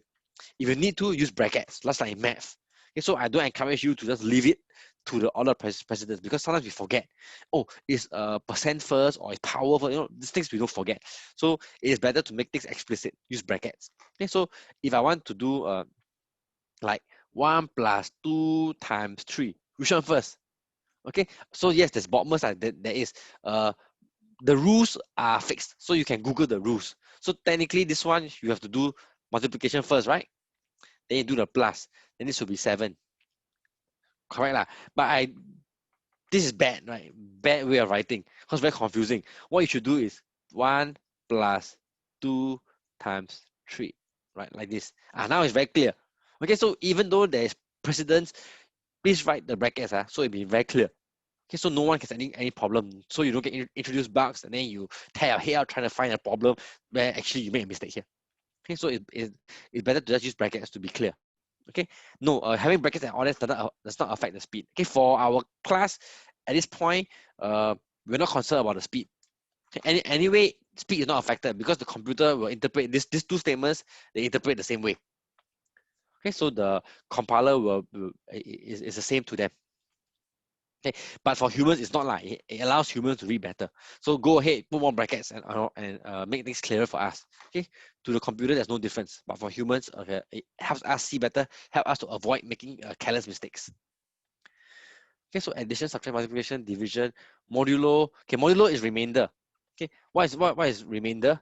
So for example, 10 modulo 3. What's the answer? 10 modulo 3 is? Okay, so you do 10 divide by 3, right? So you put 3 here, 9 here, remainder 1. Okay, so the answer is 1. Okay, so this is what it is. The remainder of 10 divided by 3. That's what this percent sign is. All right, so in C, I think modulo only works for integers. Python, they have a whole set of different rules for it. Okay, how modulo works with negative number is part of the training. Okay, I leave it for you to explore. Okay, converting from one type to another. So right now we have two basic types, right? One is the integer type, the whole number type. The other type is the decimal type, which we will call the double type, okay, or D for decimal type. So integer will be all your characters, short, long, whether they're integer, whole numbers, and double type. Okay. So technically you can convert between integer to short or integer to char. Okay, so you can convert one type to another. So there are two types of conversion. The first is implicit type. Okay, let's take a look at implicit type. So for these operations, plus, minus, multiply, divide, okay, if both operands, okay, are integer, then the resulting result is integer. Otherwise, if any of them is a double, then the resulting result is a double. All right. So okay, but modulo can only be used on integers. If you try to use it on a double, you get an error. So let's do this exercise. 22 plus 7. What do you get? 29. Okay, very simple. 22.0 minus 7.0. You get, sorry, this is minus. Okay, if I put plus here, you get 29.0 lah. Okay, it's just 0.0. Okay, so it's a double. 22.0 times 7, 154.0. So this is a double type. Okay, why? Because 1 is double. How about this? 22 divided by 7.0, you get 3.141, 1428, whatever. Now, how about this? 22 divided by 7 actually is 3, right? Because why? This is integer. This is integer. So the result must be integer. So there is an implicit conversion because when you divide, you're supposed to have this, right? But now the result must be integer. So this is forced into this. So you will truncate away, right? You lose the decision. Okay, so that's why it's important, right? If you do this divide by this, what you're doing is you're doing division by as an integer. So you will get an integer out. Okay, so please be careful with this. This is how things work in C. 22 mod 7, you get 1. Okay, now let's take a look at this code. This is volume of a sphere, right? Some code for volume of a sphere. So suppose you have a R lah. Okay, so R is a variable that you want to find. So you type this code in and you think, oh, let's get a volume. Actually, there's a problem with this code. Okay, you get some error. Can anyone figure out what's the error here?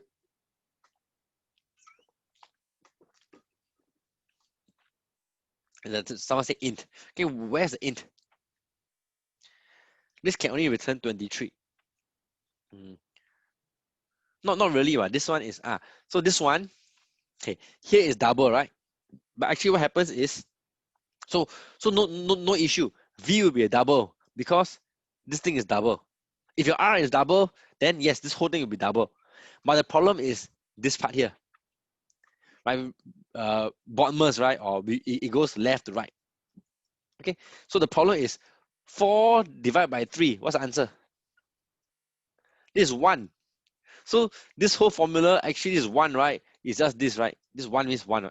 1 times anything doesn't matter. So this whole formula actually is 3.142 times this, which is wrong, right? Not your volume or sphere. So you might have some bug and error like this. Okay, so this is quite tricky to see because to our human eyes, we thought, 4/3 is 4/3 lah. So 4/3 times this should be some decimal number, but actually it's not, right? So 4/3 is actually integer. So like I said, this kind of bugs, this kind of a problem is very difficult to spot, especially if you're working late at night. Okay, so you realize, why my formula is wrong? Why my formula doesn't work? Okay. So please pay attention to this implicit type conversion. Okay, it will tend to trip you up when you use functions like this. If you need, you will do 4.0 divided by 3.0. Okay, in this case, both are double, so you always get a double. Okay. Implicitly, so for implicit conversion, you can promote. Okay, promote means from small to big. So typically, if you do integer plus double, you get double, no problem, right? For example, short go to int, no problem, right? Then it goes bigger. So there's actually no problem going up. But going down, you have a problem, right? For example, integer money equals to some decimal, right? In this case, this will truncate away. Maybe that's what you want, but then again, is that really what you intend to? Okay, it's implicitly they'll try to squeeze it in. Or if you have a long, then you try to squeeze into a short. What happens? There will be some rules that happen. Something will get truncated. Okay. The point is that you might not know or you might not be happy with what actually happens. So this is called implicit. Okay, demotion. Okay, going up or down. Promotion means small to big lah. Okay, demotion means big to small. Okay. So now instead of implicitly changing the type, you can explicitly change a type. Very simple. In C, we use what is called casting operation. So we put a bracket and a type in front of operand. It'll make the type, okay, conform to this. Okay, so 3.14, you do an int, this will force it to 3, right? So this is a 3.14 is a bigger number, right? Okay, then you will force it to int which is smaller. Okay, what is small and what is big? Basically, okay. So we use the term small and big very loosely. It means what is more constrained, right? So integer is definitely more constrained than decimal, right? Because whatever you can represent in integer, you can represent in decimal. Right? So decimal, integer is more constrained. Decimal or double is less constrained. So if you're going from more constrained to less constrained, that's a promotion. If you're going the other way, then you lose information. Okay. Let's try some examples. 1.0 times 22 divided by 7. This, so we do left to right, right? So notice here, I put this next to each other. This does not mean that this gets evaluated first. So it's not the position that matters. Okay, so 1.0 times this, okay, this becomes a double, right? Why? This is double. Double times integer, this becomes double. So double divided by 7, you get this double. Okay. How about this? How does this work? Okay.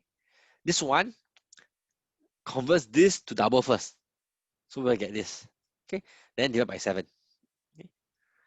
This one, down here I put bracket. So now I divide this first. This one is integer, and integer, it becomes 3. Then 1.0 times 3, 3.0. Okay. How about this? Notice that I had a bracket here. So again, this one becomes 3. Convert double. Okay, 3 to double is this. This one, 22.0 divided by 7. This becomes your double, right? By so integer. So again, 3. Okay, so the decimal part gets truncated off. Okay, so let's take a look at type assignment. So basically, this is just quite intuitive lah. Basically, what we're saying is that everything on the right side will be evaluated first, then the result will be assigned. So let's look at this simple program. We have mouse is 3 mouse times 1.609. What do you think the answer is? What's the value stored in mouse and km? This will be mouse times 1.609. This would be, I don't know, 4 point something, right? 4 point something. Okay.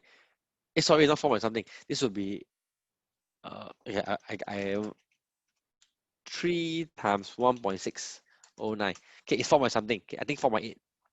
4.827. Okay. Now this part here is 4.827. But what happens? Assign back into mouse. What's the type of mouse? Mouse is integer. So in what happened to mouse? It will be truncated. So mouse become 4, right? Then we assign 4 into KMS. What is KMS? KMS is double. So this will be 4.0. So end of the day, your KMS is 4.0, right? So your conversion actually got some problem, right? If you actually intend to convert into a proper 4.8, then you don't get this. Okay, so this is something to be wary of. Okay, not very common in other language. Other languages like Python don't have this kind of problem. C has this kind of problem. So this is something which you should take note of. All right, so far, okay, we're coming soon to the end of the class.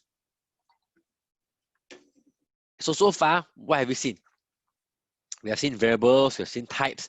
We see how we can assign values to variables and how we can manipulate them. Okay. Okay, so someone asked, why can't we just use a double for everything? Okay, there's a problem with using double. I think we'll explore it in class. The problem with double is that it is not precise. Okay, so you can have because okay, it is due to the way how double is stored in the computer memory. Okay, it's just only keep 3 decimal. It is some interesting way. We will not go too deep into it. And because that requires understanding a lot of the way it's represented, but the problem is that double has some imprecision. So you can do something like 2.0 plus 2.0, you might not end up with 4.0. You might end up with 3.99999. Okay, there's some kind of imprecision inside there, which is why we actually avoid double as much as possible. Okay, because we do not know when this imprecision will come out. It's the same for Python actually. Okay, why Studio Code give you KMS is 4? It's just the way they display. So sometimes if your double is 4.0, they like to display as 4. Okay, again, it depends on how they like to display it. All right. So the problem with double is that it's imprecise, and we do not know when the precision breaks down. So you can do something like 1.0 plus 1.0 plus 1.0. You think it's 0.3, right? But actually, in the computer, it's 0.3000001. Right? There's imprecision. So we cannot, our code breaks. Okay, that's why, as much as possible, we will work with integer. Okay. So that means, for example, if you are dealing with, say you're dealing with money, normally we deal in dollars, right? Dollars 120. Right? It's not a good idea to use double. And this holds true for other languages like Python as well. In fact, Python is a bit more problematic with this precision thing. Okay, so we do want to deal with doubles 1.2 because you don't know whether you add there's some imprecision in there. So if you're dealing with things like money, why don't you just represent in cents, right? Instead of 120, you put 120. If you want to go, maybe you want to talk about the 0.5 cents, then 1200 lah, right? So in the sense, we want to work with integers as much as possible, and only when we want to display maybe to humans, then we move the decimal point accordingly, right? So the precision is just in the displaying, it's not in the internal state that we are maintaining. Okay, so that's why there's a choice of integer. Okay, so double is more precise than float. Yes, you should just use double lah. Okay, for us, no reason to use float. Like I said, in we are not constrained by memory. Okay, if you want to use all long, also can. Okay, for us, we are not constrained by memory, but maybe if you are developing in embedded systems where memory is big constraint. Okay, so sometimes you want to use float, sometimes you want to use short or char, right? So for us, it doesn't really matter. Okay. Okay, so we have talked about this, but there's one element that I have not talked about yet, right? It's basically the starting and the ending state. How do we get starting and ending state inside our program?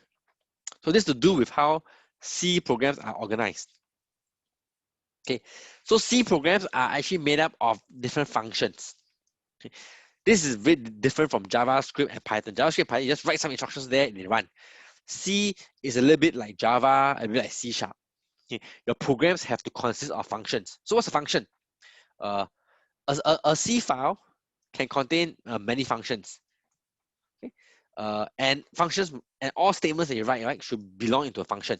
Okay. So what's a function? Basically, think of a function as some mini program. A mini program, and each function maintains its own memory state.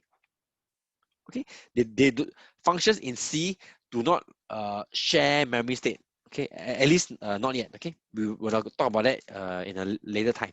Okay, so let's think of each function maintaining its own state of memory. So a function basically is a program, some construct or some machine.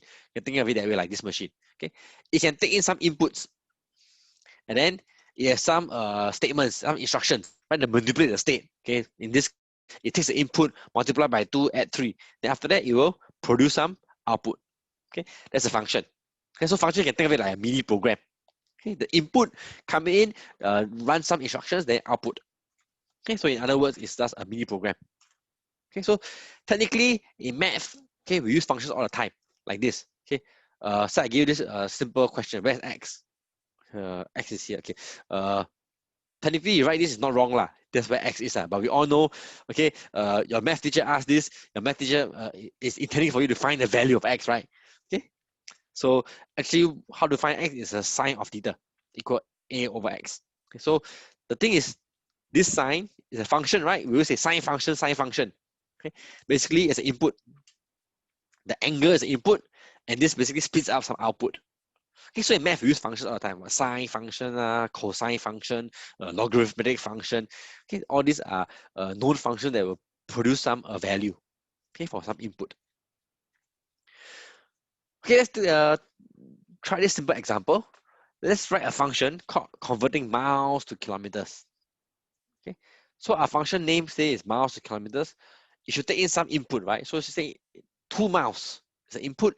It should spit out 3.218 kilometers. Okay, so this is basically what function we want to do. Okay, so what does it do is input and output. Okay, I've actually answered this question for you already. Okay, what should the type of this function be? Okay, the output type should be a double, right? So this function should output a double type. Okay, so now it takes an integer. Okay, maybe it takes an integer. Okay, and produces a double. Okay, so this is what a function is. So a function basically, first you have a function. Now every function, right, has a name. It's an output type. It is not always the case that a function needs to output something.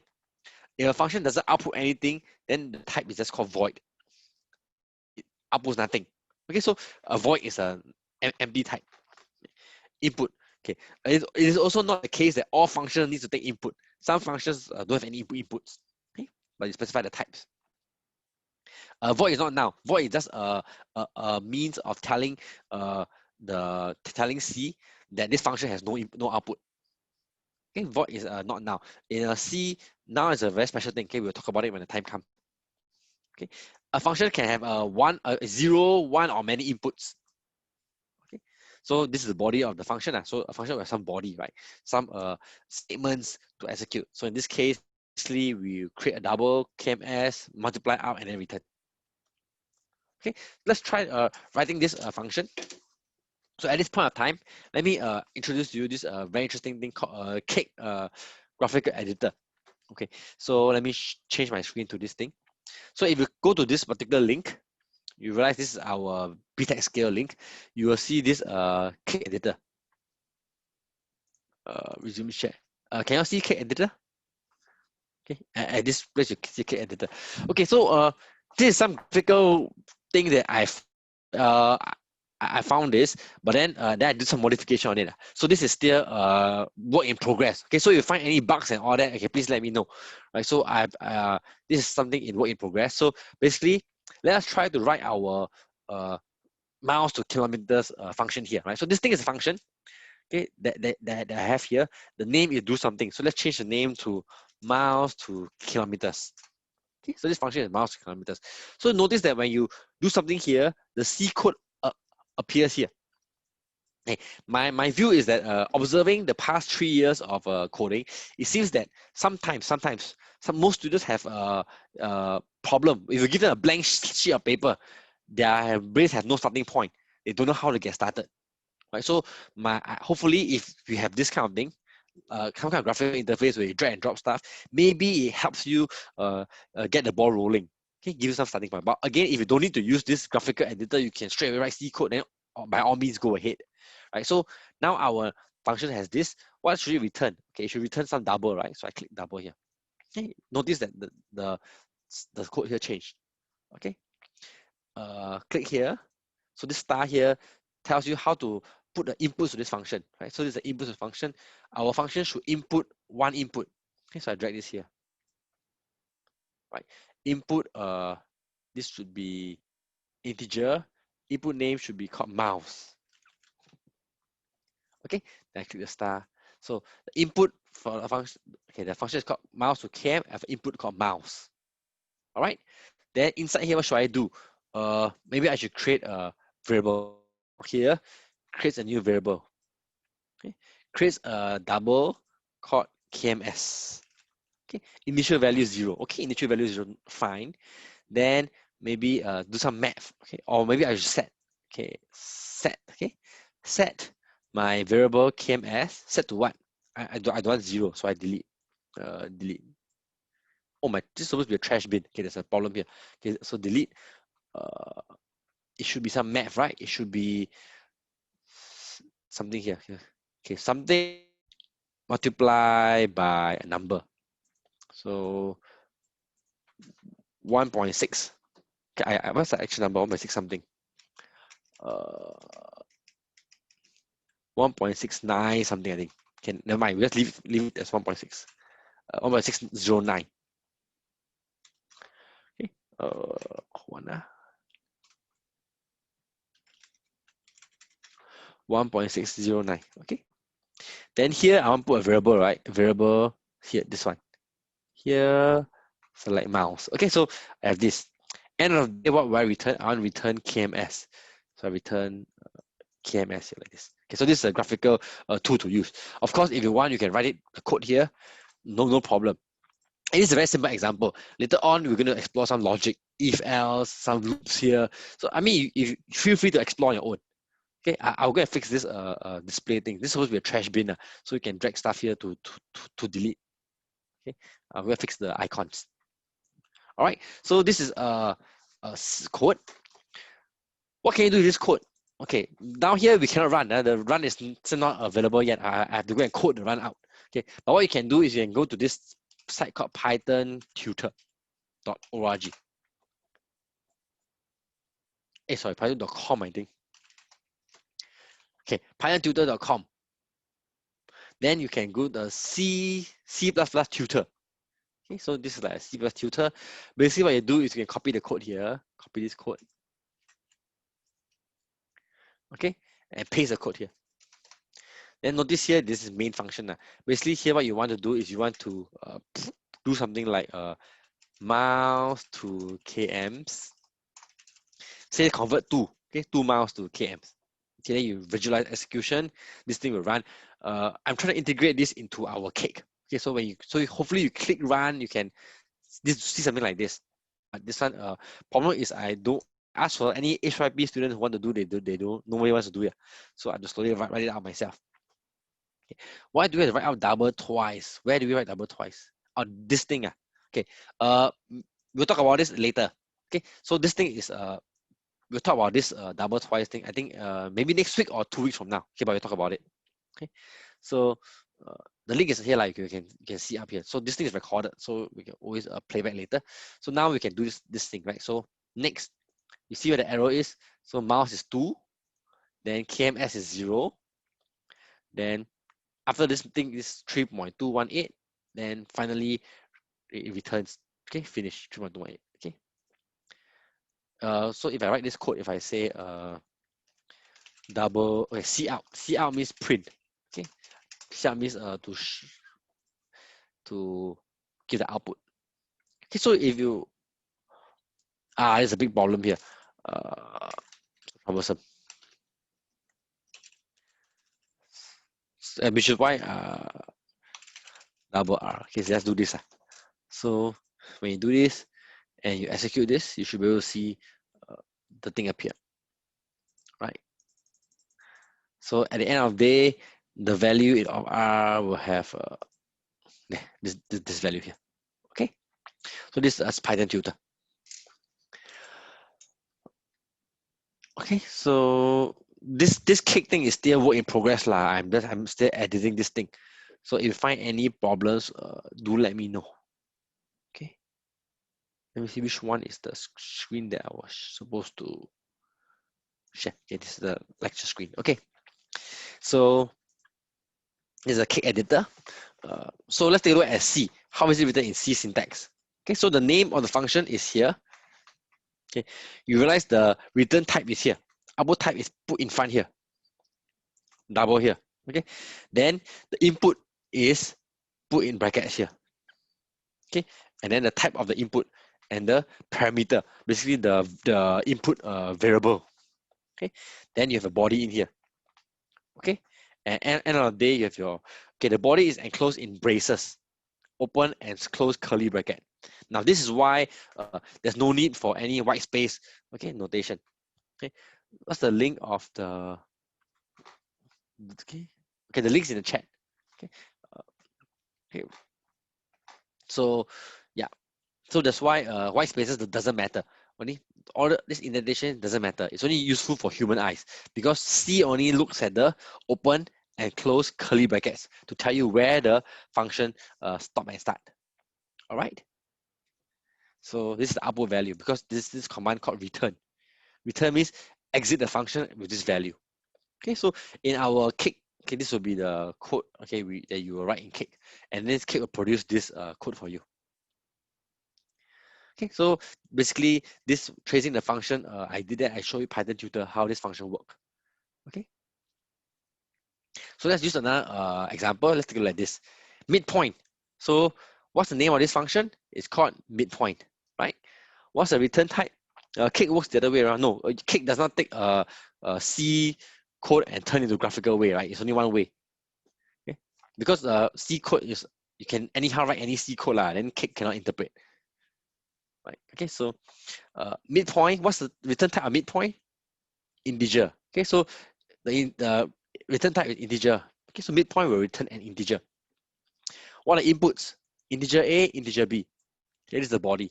So if the midpoint is called 5, 10, what happens? A is 5 because A is the first part here, right? A is here.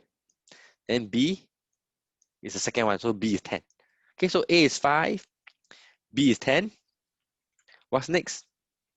Okay, then 5 plus 10, this is 15, right? 15/2, you get 7. Okay, so this thing will return 7. Okay, so someone asked what is a C out, what is return?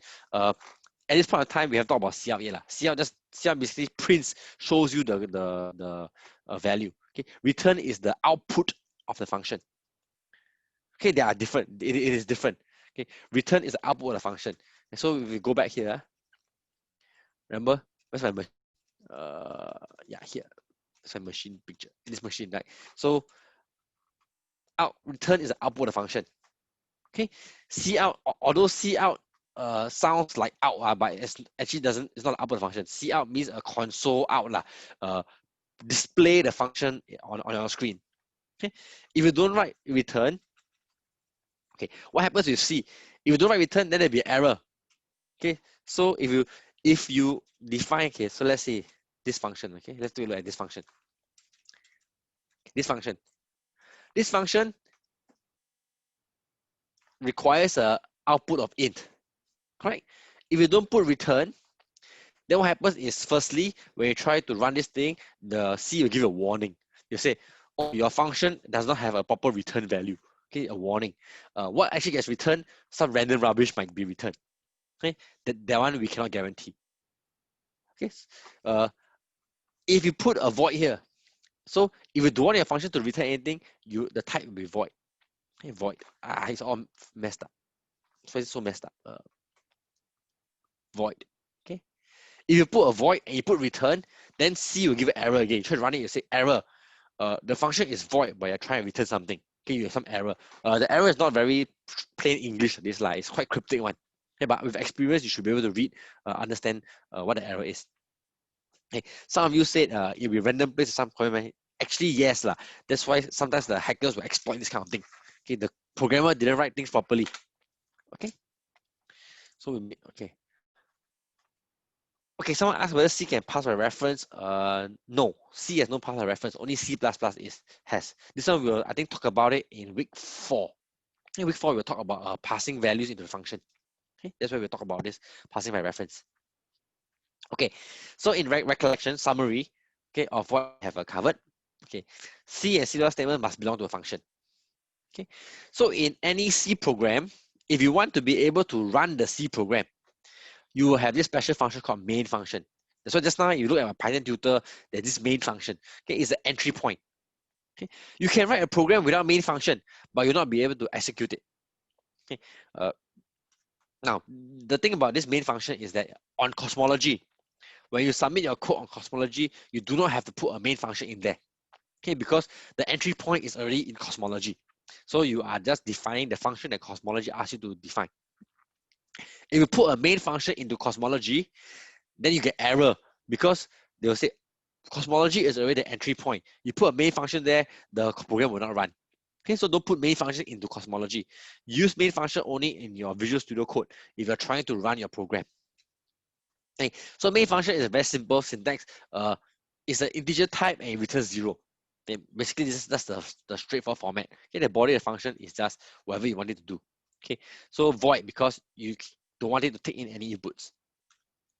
Okay, so this is what I use the outputs. Okay, so for now, like I said, don't bother too much with the function. Okay, in your assignment or problem set, we will provide some template. Okay, so the template will have a main function and have some statements to help you test. Okay, like I said, only copy and paste a relevant function into cosmology. Don't go and paste the main function in there because I already say cosmology already has its own entry point. You put the main function there, then there'll be error. You say, oh, why are you trying to have another entry point? Okay, so don't need to do that for cosmology. So for example, if you're doing some tutorials, right, or what, we give a template. So this is a template. So basically, we say edit answer here. So here we write some function, Fahrenheit to Celsius, I think, and Celsius to Fahrenheit. Write some function here. Okay, so this function here is basically for testing. This is an entry point. So if you notice when it goes into this entry point, okay, you will call this function, then you'll do some print statement. Okay, as of now, we'll not talk so much about this print statement, right? It's some way of displaying the output. Okay, so copy and paste this part in cosmology if you need to. Okay.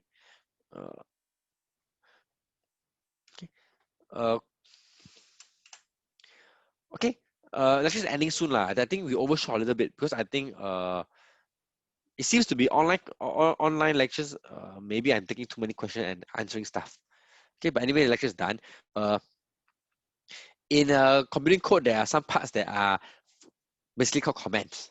Okay, so basically any text after this double slash, okay, anything here is just comment. Or you start with this and end with this will be comment. Okay, they will change into different different color. Okay, indentation, normally, like I said, we indent for our own eyes to read. Okay, to see, there's no difference. Okay, so basically every level we just indent one. Okay, compilation of code. Okay, so okay, I will not talk about this now. Okay, end this now. We can talk about compiling code in the next lecture.